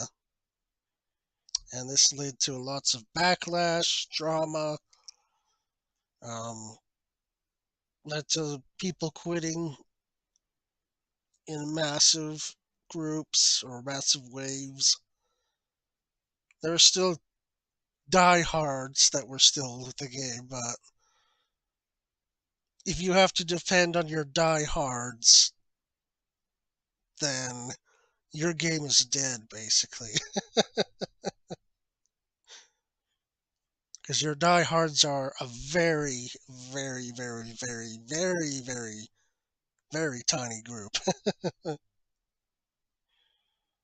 Like, your diehards would be like 10, maybe 12 people, if that's it. And, you know, if you lose them, then you've basically fucked up badly. uh, and I think that's how bad 1.0 was getting to, because basically the company president himself of Square Enix Japan, he had to come out in public, make a public speech and say that he was apologizing for their failure to live up to the standards of like their brand of their Final Fantasy. And I'm like, holy cow, man! When did we get to this point? Like, what happened? And then we got an interview, I guess, like interview slash documentary from the group called No Clip. I would highly suggest you go search for this online if it's still around somewhere. It gives us a lot of insight on like what the company was thinking and what developers were thinking. And one developer, I believe, said like they were just overconfident. Like they really thought that if they continue to do what they know best and what they know well, like people would enjoy it. But they didn't. So unfortunately, that audience was not profitable. So that's when they decided to shift focus. They started to actually listen to all these complaints on social media and all these bad reviews. They started listening to them and think, okay, we can still fix this. So they cut off the producer. They semi kept the director, but his position was kind of like demoted over time, as like the developers that were in the teams didn't like him, so he kind of got just like booted. He got voted off the island, unfortunately. And that's when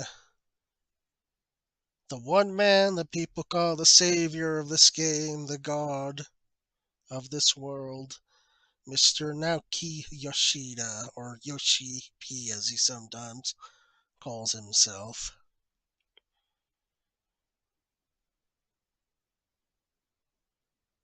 He comes in and he decides to work with all the teams like individually. He decides to listen to players. He didn't open, but I say he petitioned Square Enix to open like an official forum so that they could address, players' concerns and their feedbacks directly, because before that they didn't have an official place for players to voice their concern. They just had, like I said, social media and basically word of mouth. So Yoshida petitioned to open an official forums, which, I mean, it was good on him, but I mean, if you were to look at some of the comments and posts on the official forums, you would kind of see that as like a two-sided coin, or like a coin with two heads. Because on one hand, yes, they got what they wanted. They got the critical feedback from players directly.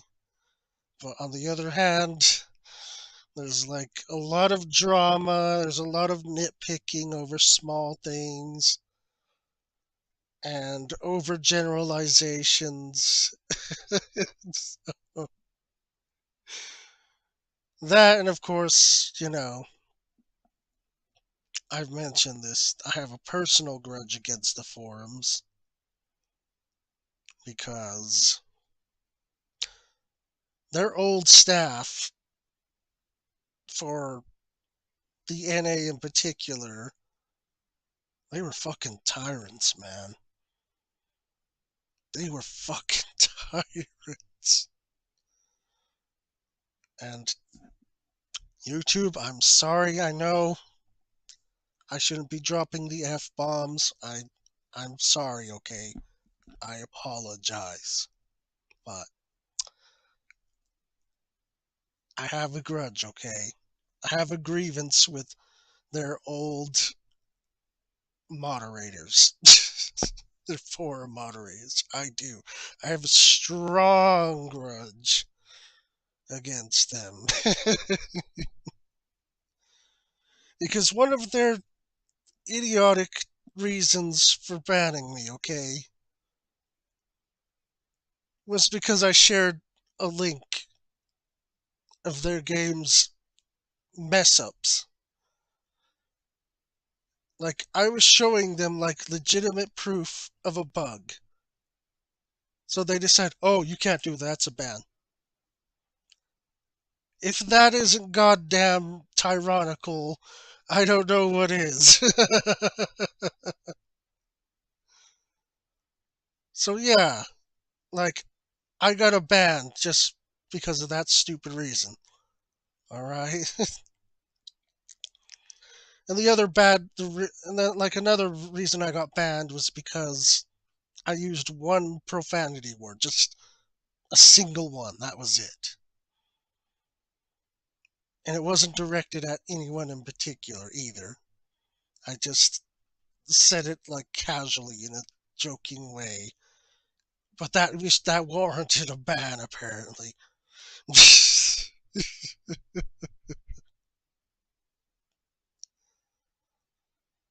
Like, jeez. But it looks like some of those tyrants, those forum um, barons, those forum kings, I think they were like the law. They got their power um, freaking kick. They got replaced, I can see. So the forum is not nearly as heavily um, bad as it was. But freaking unfortunately, I can't get some of my bans appealed. I tried to put a ticket in, and all they did was give me the BS freaking runaround response to say, "Oh, well, we'll look into this case for you, and we'll make a derivative decision on it." But then I never get a reply back, not even an email after that. They didn't say, "Oh, sorry, we can't renew your um, forum access because of blah blah blah." No, none of that. They just didn't say anything at all. So the forum, take it as a catch 22. It was a thing that Yoshida decided was needed, and He got it, but unfortunately, the staff I don't think was personally moderated by him, but I think the staff is basically Square Enix hired, so yeah. When you have corporate running your place where you want to be able to interact with your player base, then yeah, there's not going to be a whole lot of healthy discussion going on because, or like any productive discussion really, because corporate is, like I said, going to get rid of people that they consider a problem for telling the truth like it is, or showing proof that there's issues.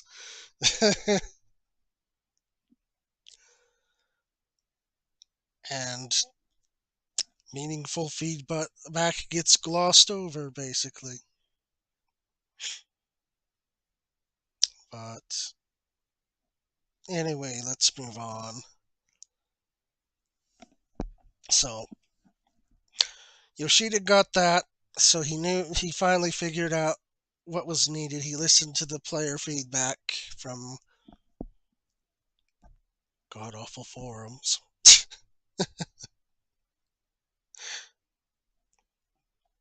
He got the feedback he needed, he listened to it, and he created Realm Reborn, which is Final Fantasy XIV's 2.0 era. And gosh damn, man, it was a good freaking time to be alive and play the game then. Like, oh man, if I could go back and re-experience it like as a brand new experience, man, I would 1,000 times over. Granted, yes, there were still some um, questionable decisions and some not as fun things, some tedious things that we had to deal with in the 2.0 era, but they weren't nearly as bad as 1.0. So,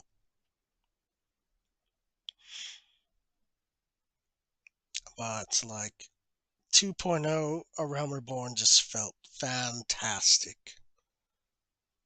And like that's why I always disagree with anyone who says that they like dislike A Realm Reborn or that they don't like A Realm Reborn at all because it's too long. I'm like, you're sitting here freaking nitpicking, but you're not getting the better picture of it. Like, ignorance is bliss, for these people, I'd say. Like, no joke, when A Realm Reborn came out, like, everything was new. Everything felt so good. Like, we had no, like, expectations, and we had, like, no idea what the devs were planning compared to, like, now. Like, we were 100% surprised by what we got. Well, I wouldn't say 100%. Like, I know they still did, like, developer diaries and, like, stuff like that. They made developer posts, and I believe it was all in the 2.1 era or 2.1 where they started doing live letters. So, like, they'd have these live broadcasts where they talk about, like, what content they want to develop and what content that they have planned and stuff. And they would share like footage and trailers that they put together. So that was still a thing, but like everything else, like just it felt so good playing Final Fantasy XIV then. Like you felt like you were on an adventure, and like even the open world, like you could explore and go inside places. Like that's one of the things that's really upsets me about what they changed in this game is that they changed the fact that like you can't like really go inside and look inside buildings and like see like NPCs in those buildings and stuff. Like they've made like everything just like a prop, a stand-up prop in the background now, instead of like allowing us to like freely be able to go inside, and then there'd be like tables and chairs and lights and like food and stuff like in these buildings and stuff. Like, Realm Reborn, that was pretty prevalent and strong. And I really liked that a lot because it made um, the world feel more lively compared to now, where now everything's just a prop, stand up prop just to look pretty. I hate it. I dislike it a lot. Like, I want them to bring that back again. It's like, I want them to bring it back to where we can explore more places than just the fields, cause or like fields in like one cave. Like it's so bland and boring. I want more exploration. Give me more stuff to find and look at. I want them to bring that back though. Like seriously, I do. I want them to bring back where we can explore more places and have more places to like explore around in the open world maps. I really am annoyed with the change that they made to just make them all prop pieces with maybe like one single place that you can walk inside, and the rest is just nope, just there to look at. Like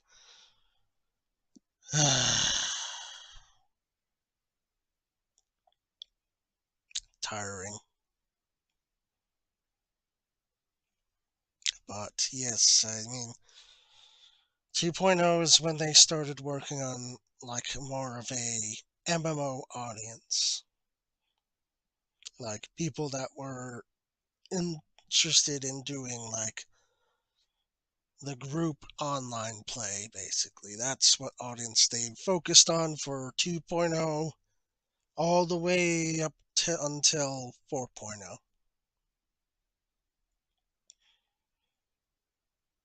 Like that was the audience that they were generally working with and generally trying to appease through those um, numbers like 2.0 all the way up until 4.0, which is Stormblood.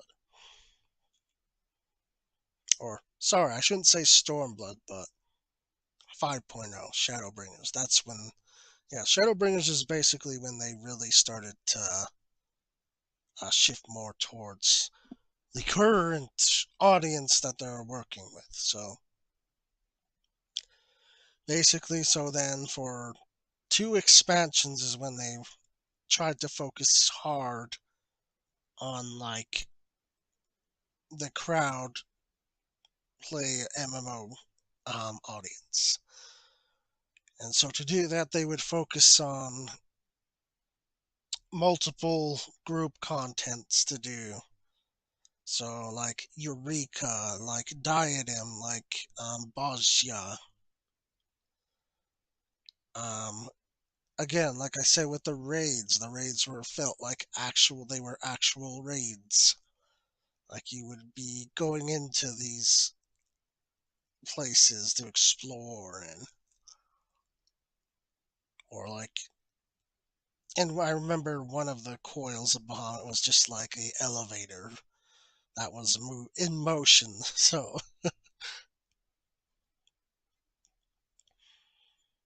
and then one of the raids had like a jump puzzle you had to solve. So yeah, it was great stuff. They should really bring that back. Make raids great again, Yoshi P.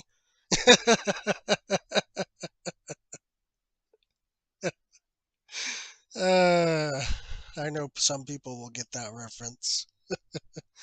Props to you if you do.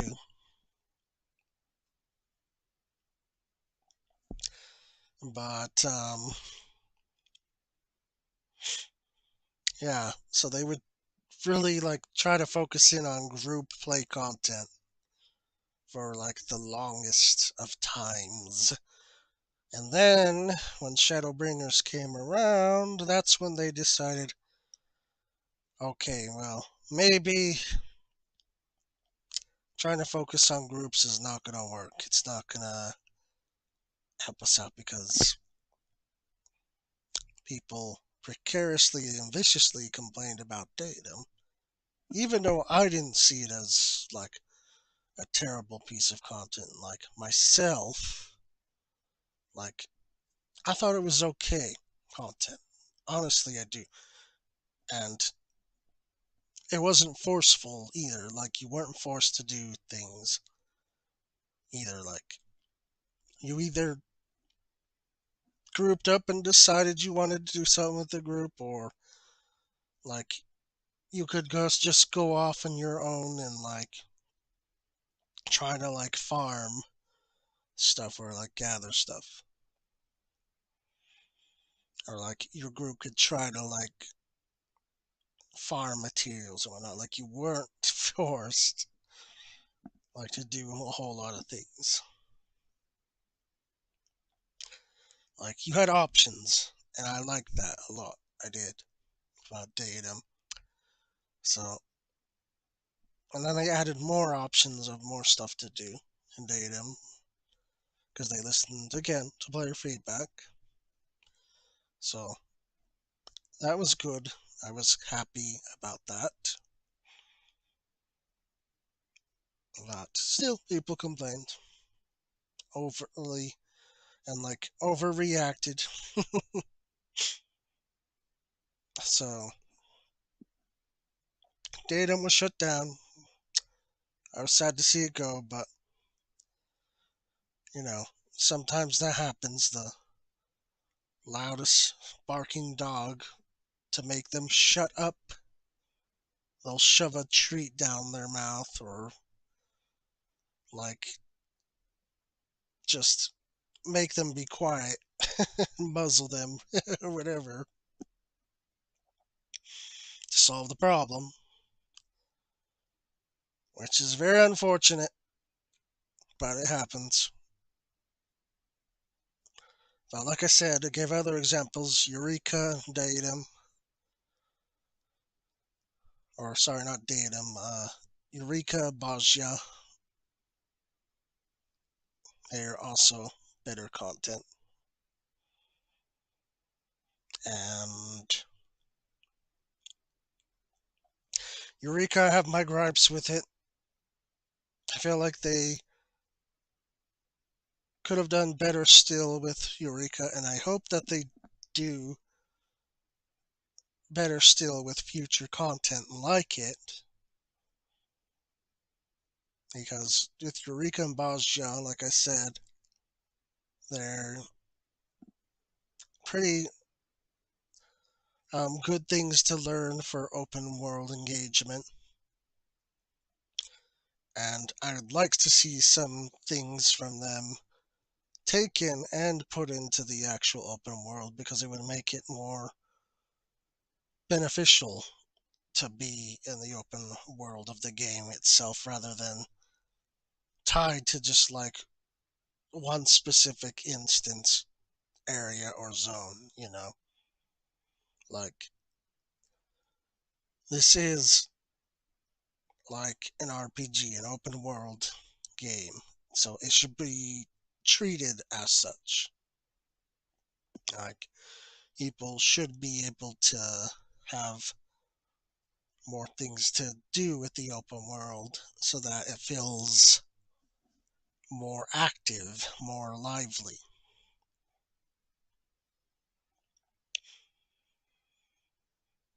And so there are definitely areas they could improve upon with that. Now, the other thing they did, which I'm really shocked that they haven't done this again, was they put out a survey when it came time for Shadowbringers development. And this again is where I'm iterating that. This Shadowbringers is where the audience focus shifted.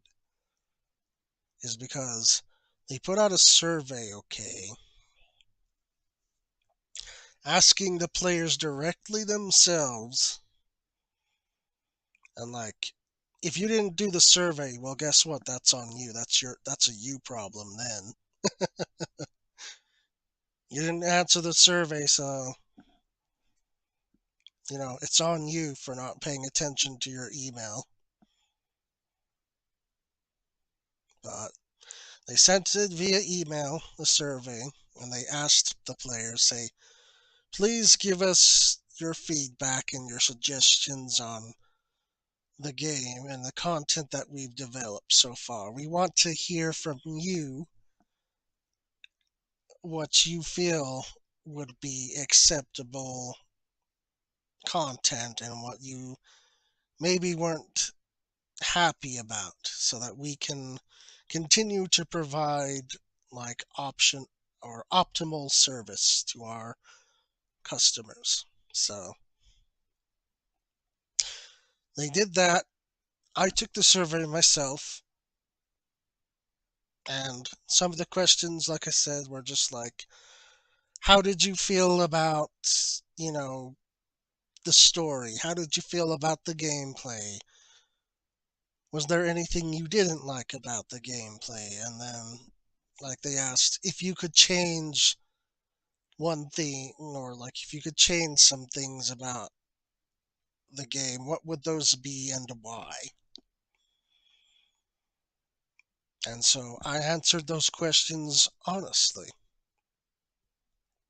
And I told them the things I disliked. And so they obviously went through about as many of these as they received, I guess. Which I don't know how many they received, but it had to have been a pretty significant amount if they took in consideration what people were saying and then they actually went through with the changes in Shadowbringers. Which, as a result, Shadowbringers was a huge, huge success. Like, there's no cutting around it. Shadowbringers was like a big hype for Final Fantasy XIV's history because they actually listened to what players' feedback they gave to them in the form of those survey. And like I said, this also led to a shift in audience, a change in development focus.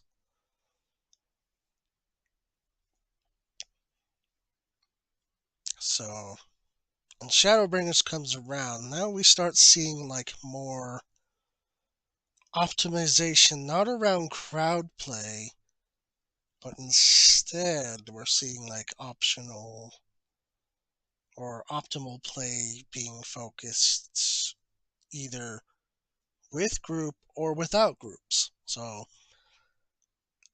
they've been focusing on like allowing for you to be able to do stuff on your own without having to rely like on a queue system, which that's actually a pretty good thing. And like, yes, I know there's other people on the other side of the fence that will say like, no, that's bad. This is supposed to be multiplayer, blah blah blah. I don't want to be with a whole bunch of single player Andes. They can go back to their single player game, blah blah blah. Like, that's not only elitism, but that's gatekeeping right there. So don't listen to the negative Nancy's. You can just freely tune them out if you want.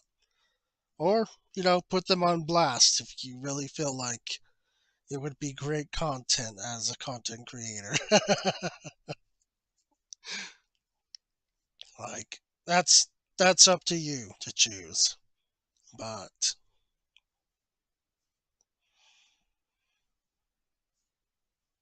I say, like, just ignore them. Okay, don't even pay them any mind because that's what they want. Is they want the attention, and they want you to conform to their way. So don't be that kind of person to give them the attention because it's just gonna like inspire them to keep doing it. So put them out of your thoughts, put them out of your mind. Yes, I know by bringing them up, I'm basically empowering them in a way, but the intention of this video is to focus on, like I said, why content creators would and livers would be leaving or like considering quitting altogether Final Fantasy XIV. So we have to bring in the audiences for the game for that to kind of basically give reasons and give suggestions. But yeah, there will be people like that, and it's just best to ignore them. But the developers, since Shadowbringers, have shifted to allowing like more player choice and more player freedom to decide like whether or not they wish to like participate in group play or if they want to try to challenge things by themselves.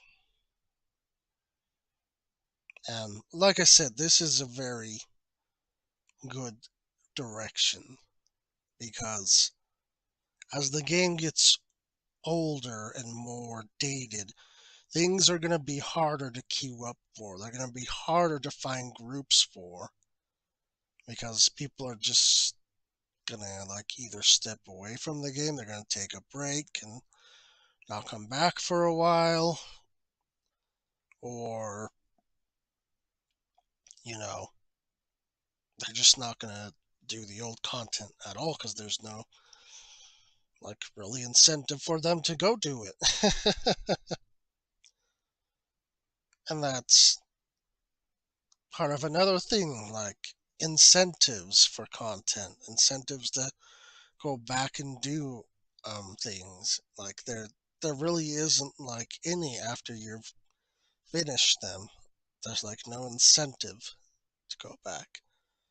Like sure they could try to tie in like achievements and maybe an extra title, but that's only gonna work for like one minor group.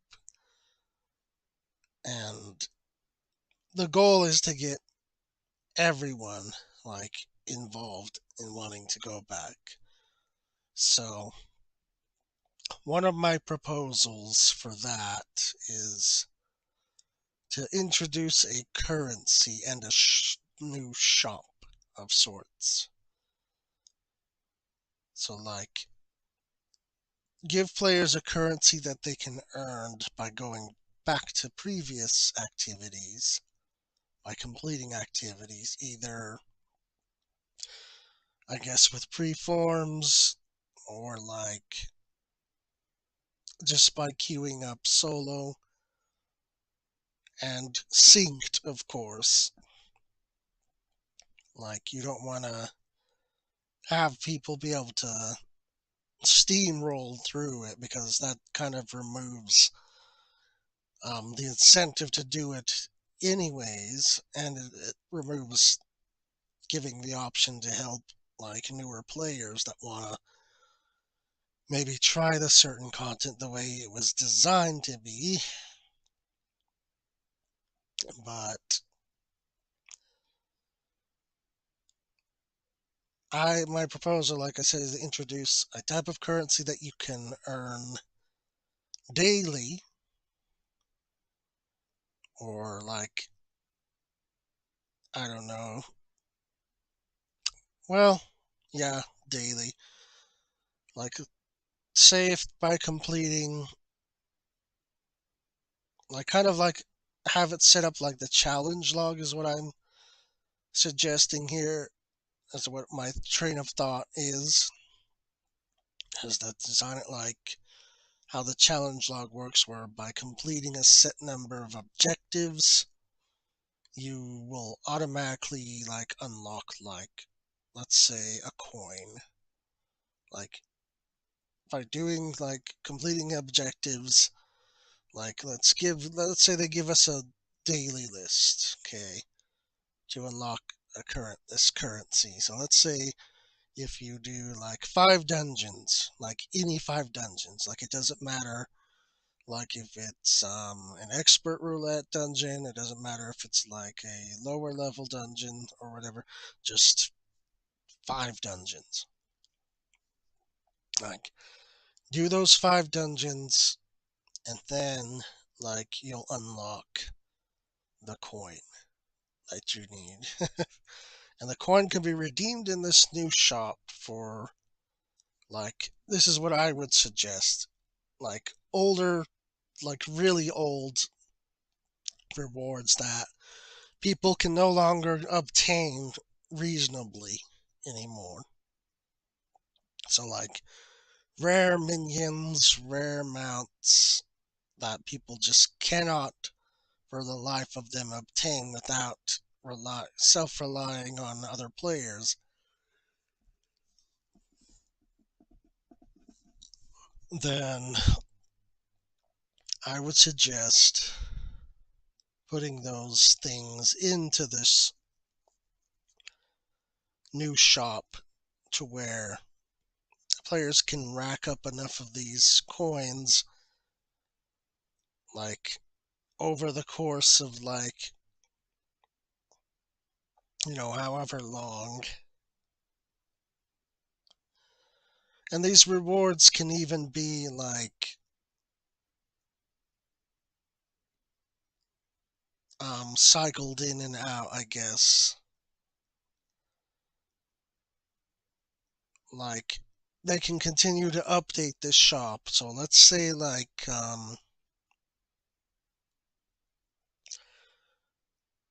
for example, when they first open this shop, it'll be like focused on like a Realm Reborn like stuff. So, like, glamours, um, mounts, and like, uh, what else could they put? Maybe a furniture or two, orchestrion rolls, like stuff that really matters to the players that they would want to say that they have. And I mean, hell, this could even include like previous like seasonal rewards, for example, too. Like, they could throw like a previous, like a Realm Reborn like costume in there too. like from seasonal events and such. Like, if they did that, then, and also, of course, make them dyeable. For the love of, for the love of the 12 devs, please make these things dyeable. Because when you make things that aren't dyeable, they don't provide the incentive for players to farm for them. So please, for the love of all Heidelin, make them dyeable things, the furnishings and the glamour, because people are not gonna do the content for them if they're not dyeable.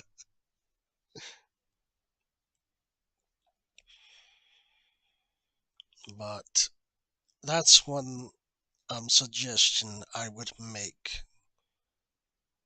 to sort of help, like, keep things relevant in this never-ending grind wheel cycle. Is just like give people a reason to want to do the stuff and queue up for it. But even if they don't go that route, like I said, it's still a pretty good thing to make it so that players have the option to, if needed, they can queue for stuff solo.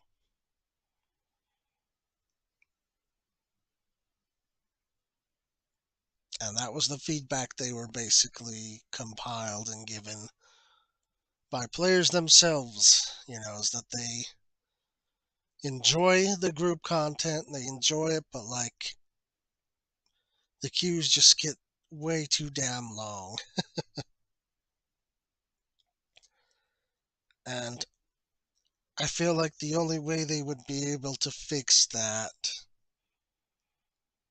like, is like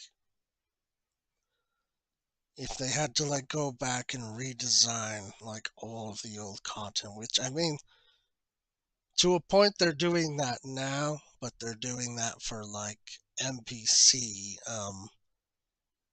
like character usage rather than like reworking like the entire queue system itself. Because like honestly, like aside from like the incentives I mentioned, like it would be also very beneficial if content could be done like with any party composition, excluding of course like the ultimate content stuff and like the more difficult things that require coordination and teamwork. That kind of stuff can like stay as it is, but like I'm more specifically talking like the like more casual things and stuff that doesn't really require like huge amounts of effort. Like I think it would be more preferable to have the queuing system be redesigned like how it works for like the deep dungeons like Palace of the Dead, Heaven on High, and this new Eureka one where you can just queue up with any party formation, and that party formation can, like, I'm not saying that they will, but theoretically, if they worked together, that's the key word here, worked together. That's not always easy with people sometimes being people, but if they just worked on making content viable for any party comp, like any of the casual like content, and they reworked the queuing system specifically with that in mind, then there would be no issue either. Like things would just like get done, like no matter what.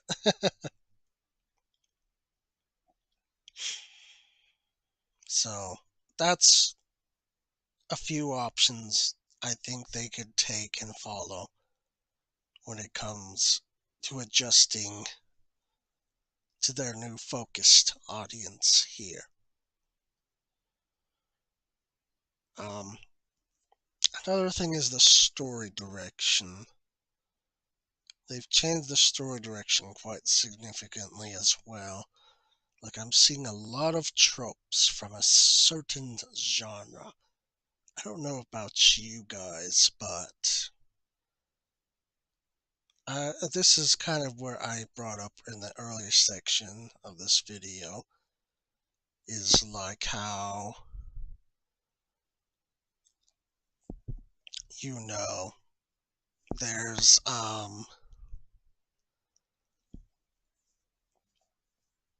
JRPG element specific to Final Fantasy XIV.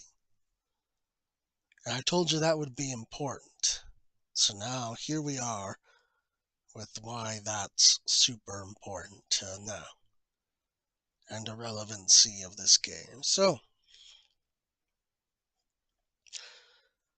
And it's not just with the story direction and characters following certain tropes, but glamours, like designs for glamour equipment that we've been receiving. Like, even this attire I'm wearing around is glamour. It really makes you think about JRPG, doesn't it? Or like, I don't know, anime, let's say.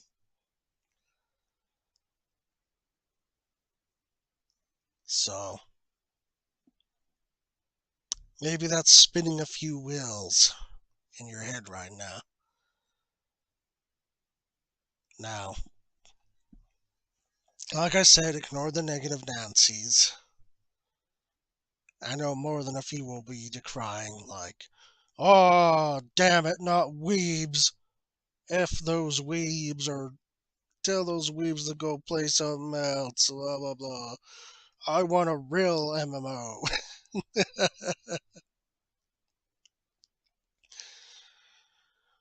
Well, I hate to be the one to break it to you. No, not really. But those supposed weebs, guess what? They're replacing your MMO audience, your crowd playing audience. There's more of them than you. You know that as fact.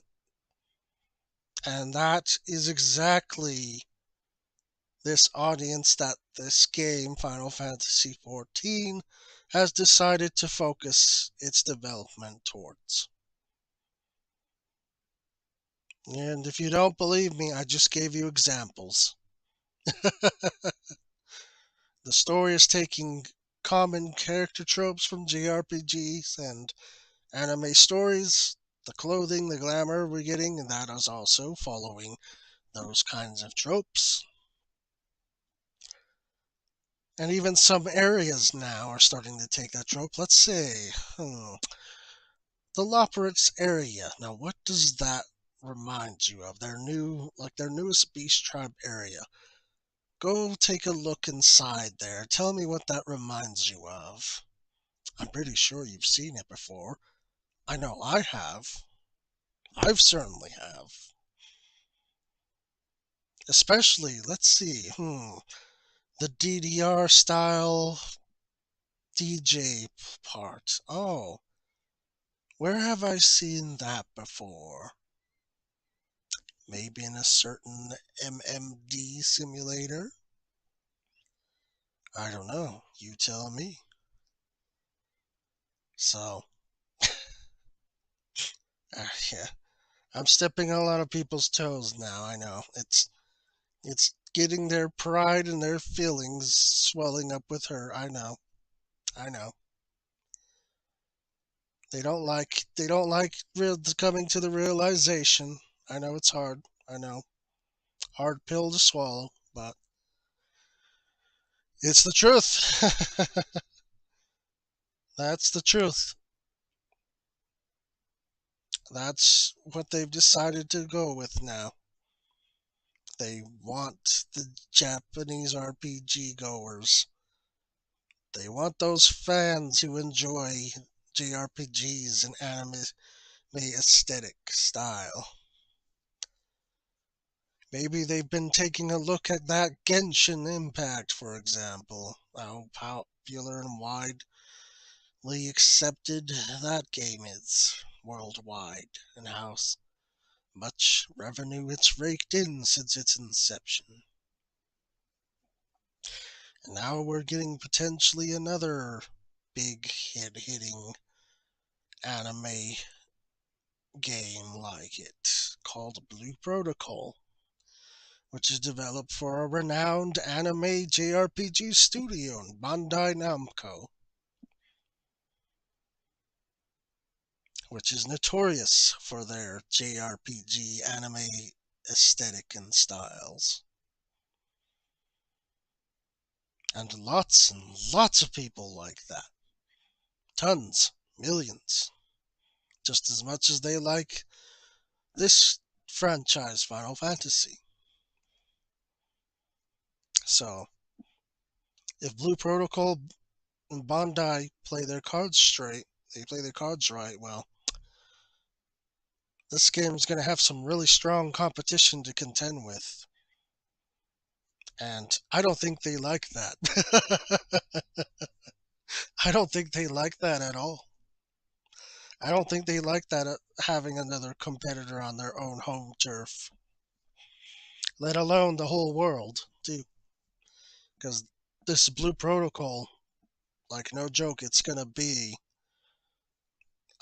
released globally this year, in fact. So, like, we already know the updates that they're planning in Final Fantasy XIV. Like I said, they've been fully open with this. They haven't been transparent at all or dodgy. They told us what to expect for Endwalker, and that's exactly what we've gotten so far. And like I said, the one thing that made A Realm Reborn feel special was the fact that, like, we didn't know what to expect. We were surprised by what they were planning. And everything they gave us was brand new, too. Like, it wasn't rehashed, recycled dungeons or raids, but Realm Reborn had, like, lots and lots of new content. We had hard level dungeons, extreme level boss fights. And then we had savage coils raids. We got weddings, which, by the way, they made the weddings available to any couple, whether they're both males, both females, or male and female. And you could even be like a giant Rothgar marrying a tiny Lalafell person. You got that option. They didn't lock or exclude anyone from that wedding option. We got the gold saucer in A Realm Reborn.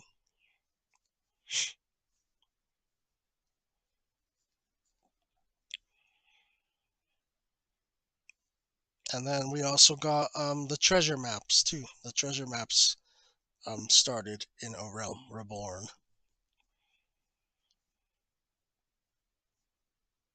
And then we started with the class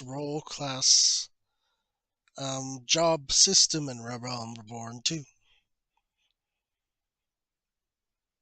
where jobs and roles shared certain abilities with each other, which they've now changed and made it so that it's equal across the board. So they're really gonna have to start, like, considering going back to that old mentality of surprising us because this blue protocol's on the horizon, like I said. And if they really, really want a chunk of that um, JRPG anime aesthetic money, which is what they're currently focusing on, like I've said, I've given you the proof, then they're really going to have to start crunching out some big numbers. Especially so if they want, like what this video is all about, content creators not to step away. Like, they're really going to have to start considering changes. And like I said, we've pushed and we've practically shoved and yelled in their ears, but they would not move or budge for a goddamn thing. Because they were so set and strong in their old ways. But now they don't have a choice. See? Now they do not have a single choice. They are being threatened by competition now. So,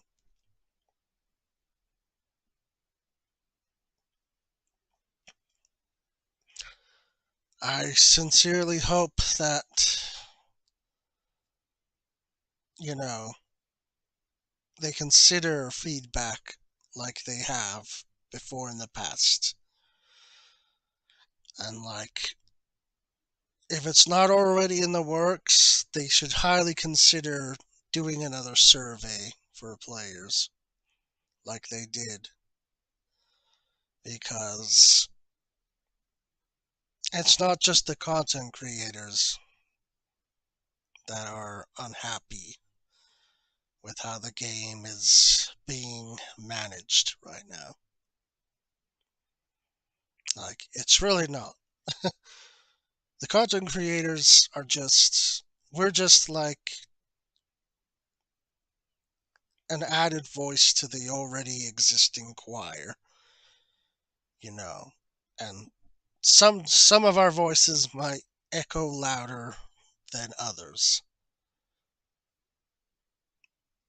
And that's why I respect some of the content creators, because some of them um, that are larger, they do they don't like cut corners, and they do actually provide like legitimate feedback, and they tell things that they're dissatisfied with, and they give the reasons why they're dissatisfied with that. So if you know who you are, know that I respect you from one content creator to another. I respect your opinion for not being afraid to back down on criticizing things you dislike. Because far too many other content creators are spineless cowards. They are.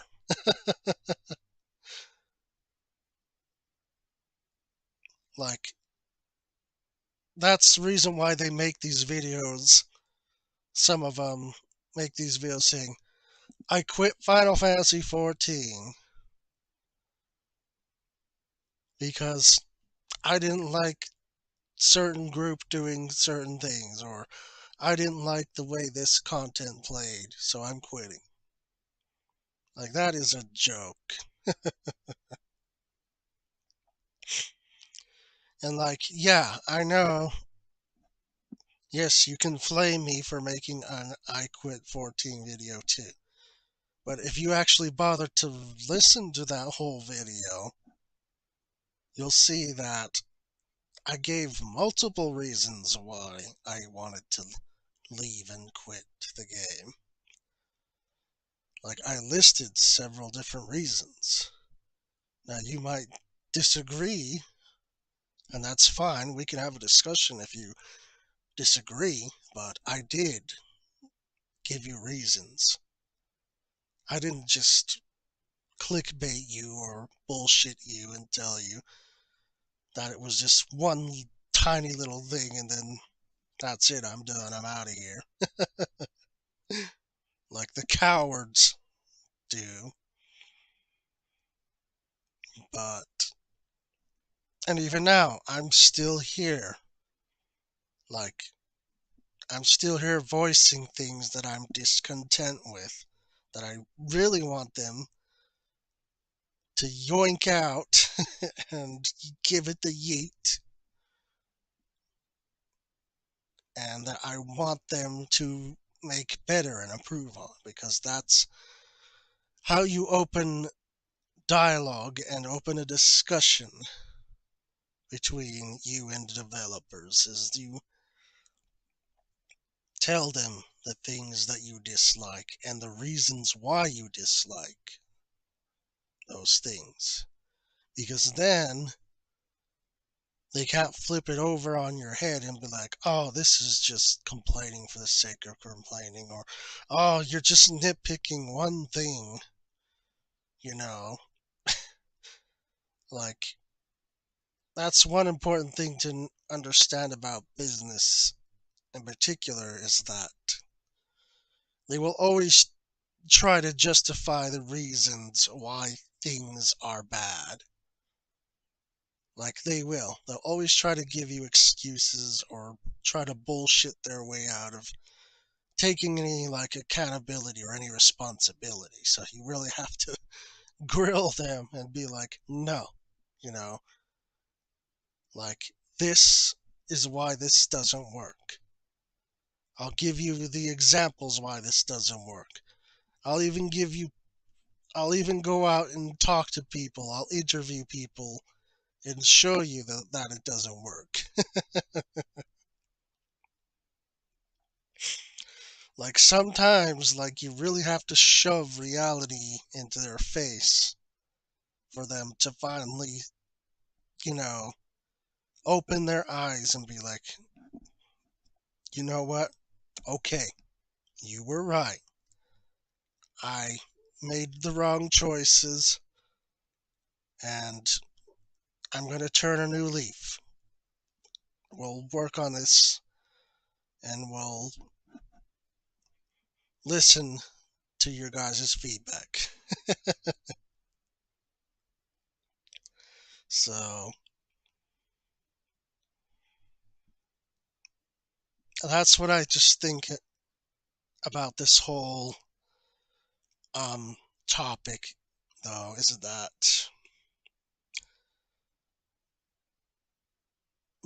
some creators, some livers, they're disingenuous, they're cowardly, and then there's others who are just like burned out, they're really tired because they've done so much of the same thing. They drove themselves insane, literally, because they fell into a pit hole expecting to be able to climb back out, but now they're stuck in the middle, and they feel like their only option now is to like leave. And like, nobody's saying a break is a bad thing either. Like I said, with the way they should change how they do release patch releases, like, they can do it, they can set it up in a way that actually gives them and the player like sort of breathing room. Like,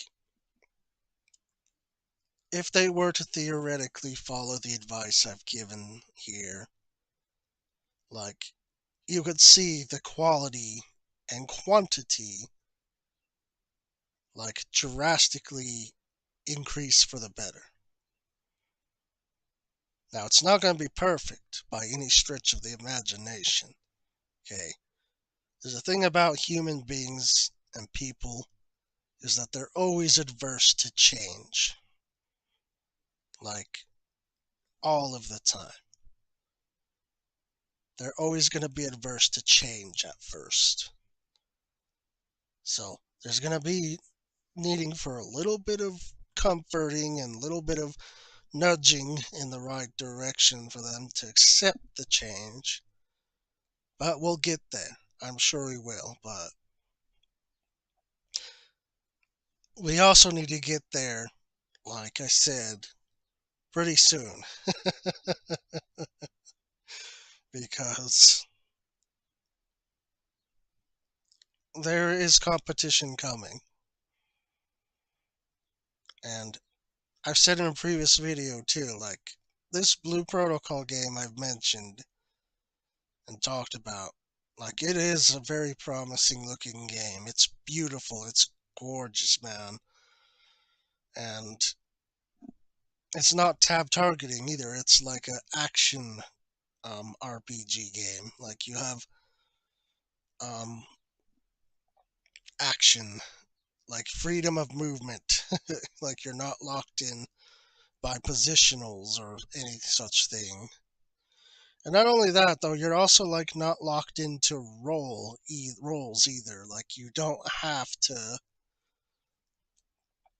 play a certain role to be good, or you don't have to have a certain like role to be viable to the team and stuff like that. Like,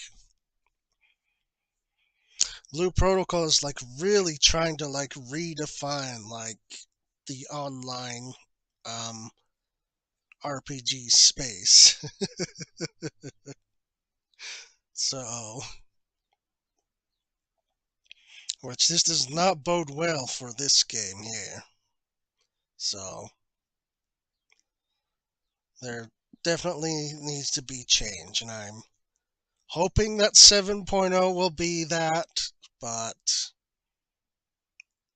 I'm really not going to hold my breath. Like, I'm not going to lie to you, Endwalker, I was not very excited about at all. Like, yeah, I still played it, of course, and I still streamed my playthrough of the story part, of course, but when they revealed to us, like, everything that the life cycle of Endwalker was gonna be like, I just shook my head in disappointment and disbelief. Because, like, this type of game should be striving to be, like, ever changing, ever evolving. That's what an MMO RPG is, in essence. It's a game that's always changing, never the same. But for the longest of time, Final Fantasy XIV has been more of the same. But with just like a different coat of paint, basically. That's what the expansions up to Endwalker have felt like to me. Like, granted, like I said, Shadowbringers was a huge hit. It was. Because, like I said, they listened to the survey that they sent out, the actual player feedback, and they implemented the things that players wanted. That made them happy. But then after that, then they just went back to their old ways with Endwalker here. And like, yeah, I know there's going to be people who will try to like say, "Oh, but we were in the middle of a deadly pandemic. They had to do delays and there was chip shortages, blah blah blah." Those are excuses, okay? Like I said, those are excuses. And that does not justify the quality or the quantity they've delivered thus far with Endwalker. For a company that touts Like that they have over 1 million subscribers concurrently worldwide, and that supposedly they have this major budget allotment. It really doesn't show in the quality of stuff that they've given us, this expansion. It really doesn't. And you can try to fight and argue with me about that all you want, but you're just making up excuses that the devs already make themselves. And that's completely unacceptable for a game of this nature, especially one that's making you pay for it all. Like you're paying for the I have access to all this stuff, and yet they're toting they have all these subscribers, that they have this supposedly mythical increased budget allotment for the game. Where did it all go? I'm not seeing this, you know, changing, evolving game. I'm seeing a dying, decaying game. That's what I'm seeing here. Okay. And I don't say that lightly. Like I said, I've played this game for so long now. This year marks 11 years that I've been a Final Fantasy XIV player. 11 years.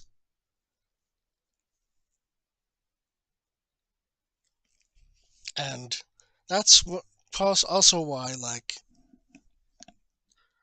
I don't disregard the World of Warcraft players who talk about how bad things got with their game. Because I'm like, yeah, you know, I'm there with you right now in Final Fantasy XIV.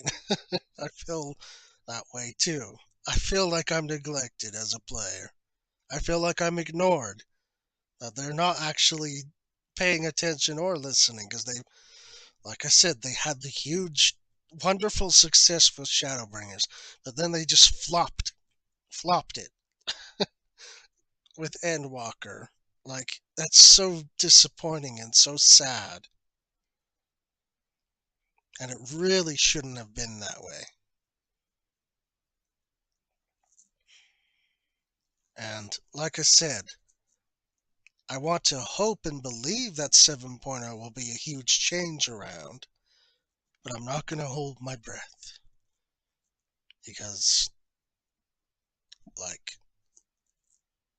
for whatever reason, they're really stubborn sometimes. They refuse to budge no matter what we do. So, but the clock is ticking down, competition's growing. So, if they were really serious about what they say and what they're dedicated to, then, like, no, no joke. I am going to put high expectations for once on expansion here for 7.0. Okay. I am going to have a higher standard, higher expectation for 7.0. I'll be watching the fan fest even. Like, I'll watch coverage of it if I need to. Like, usually I know they do it themselves, but they usually try to charge for access to that, which I think is complete corporate bullshit, but it is what it is. Even without the corporate bullshit, people still host anyway, like free streaming of it. So, whatever it is this year, whether it's free by the company or if I have to go watch it from another party, then I will. Because I am going to place my expectations higher than I've ever had for this game for 7.0. And like if they announce that all they have for us for 7.0 is just the same old, that they're not even going to try to reintroduce new core systems or revamp the systems to newer ones, that they're going to change how dungeons, raids, and everything works, then yeah, as a content creator, I will say that I'm done at that point. And I won't be alone. I won't be alone. As we've been seeing here, like,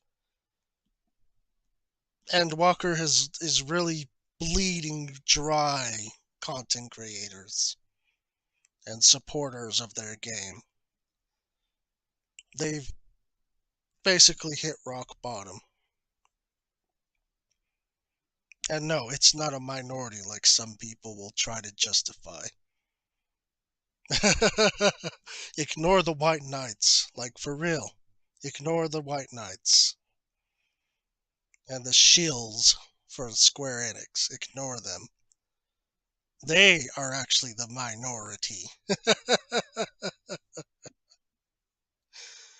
Like, there's more people unhappy than you think there are. And like I said, it's not just the content creators like myself. Okay? It's, yeah, there's lots of other players too. Some people I know. And people like I talk to as well in game. Like, they've said, like, yeah, there's a lot of things that they're dissatisfied and not happy with the current game. So,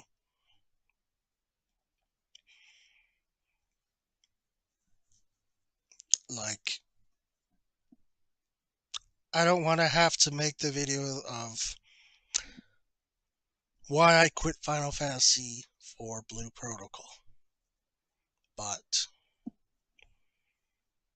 if these developers are going to stick to their stubborn old ways, then I don't want to be part of this game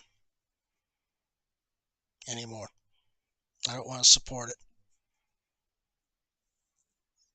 If they're not going to change to adjust to a new era, which, like I was talking about earlier, even, we have all this technology now, like full abundance of technology.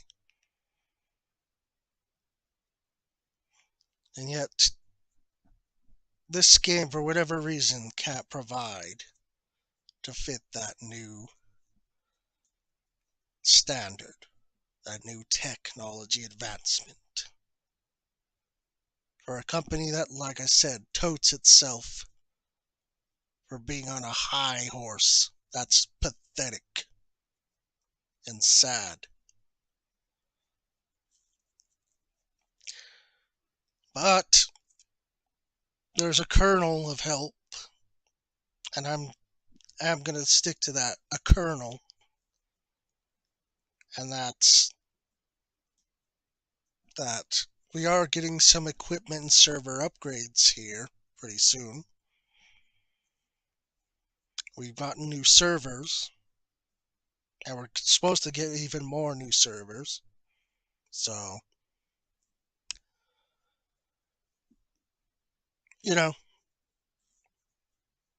that's a small kernel of hope that they're maybe going in a direction of where they're going to adjust to newer things and open their eyes. But, like I said, my standards will be high for FanFests. And I don't want to hear their excuses or reasons of why they're going to continue to stay down this treadmill of the old, dusty, decaying ways. Like, if they're gonna do that, I'd be better off playing a single player Final Fantasy. Like, no joke. I'd be better off playing a single player Final Fantasy than to pay for this repetitive, constantly grindy shit.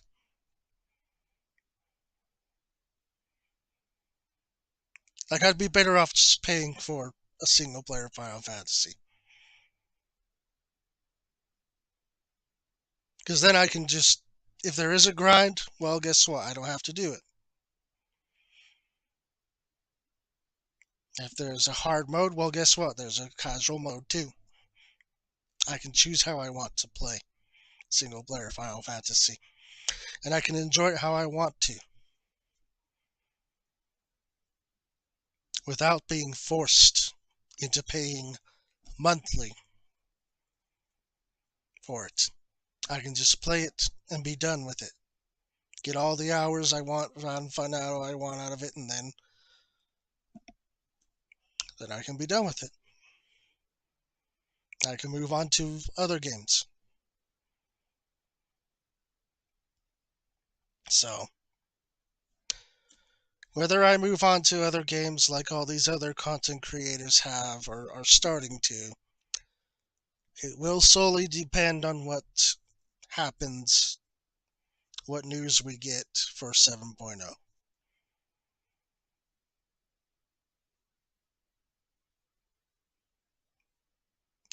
But we've lingered over long in this video.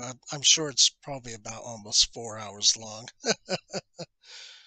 I do tend to ramble on, but like I said, I try to be as descriptive and as detailed as I can and go into more depths about things. And I hope you found this video productive or inspirational or helpful in any way or capacity. And I hope that it gave you some clarity and some knowledge when it comes to this particular controversy and why content creators might be reevaluating why they're playing this game, why they're supporting this game. Because, yeah, there's things that need to happen and be changed. Like, really. And these changes need to happen very soon. Very, very soon. Competition's rolling up on the horizon. It is. And if they don't want to lose this new audience, which they're trying to rake in the money from, then yeah, they better start taking this more seriously. Stop being stubborn. Period. All right, y'all. Have a good day, good evening, good night. Thanks for being here. Thanks for listening.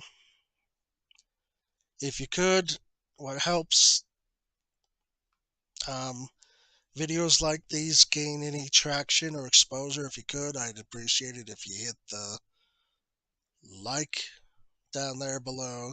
It helps, like I said, it helps content creators get more exposure and helps their videos get placed more up in the recommendations for search, for the search engine features. And you can share the URL for this video when it goes live, and that also would be very helpful as well, because the time of change is near, and Like, I really hope it's for the better. Like I said, I really don't want to have to say goodbye to such a game that was pretty good to me, and it's a game that I really loved. So I hope that everyone has some knowledge from this, and I hope everyone is civil. Hope everyone has good discussions, and that we can all agree on a point that, you know, there just needs to be like more change in quality and quantity and how like content's delivered. So alrighty, Deus out, and I will see you guys whenever I see you again.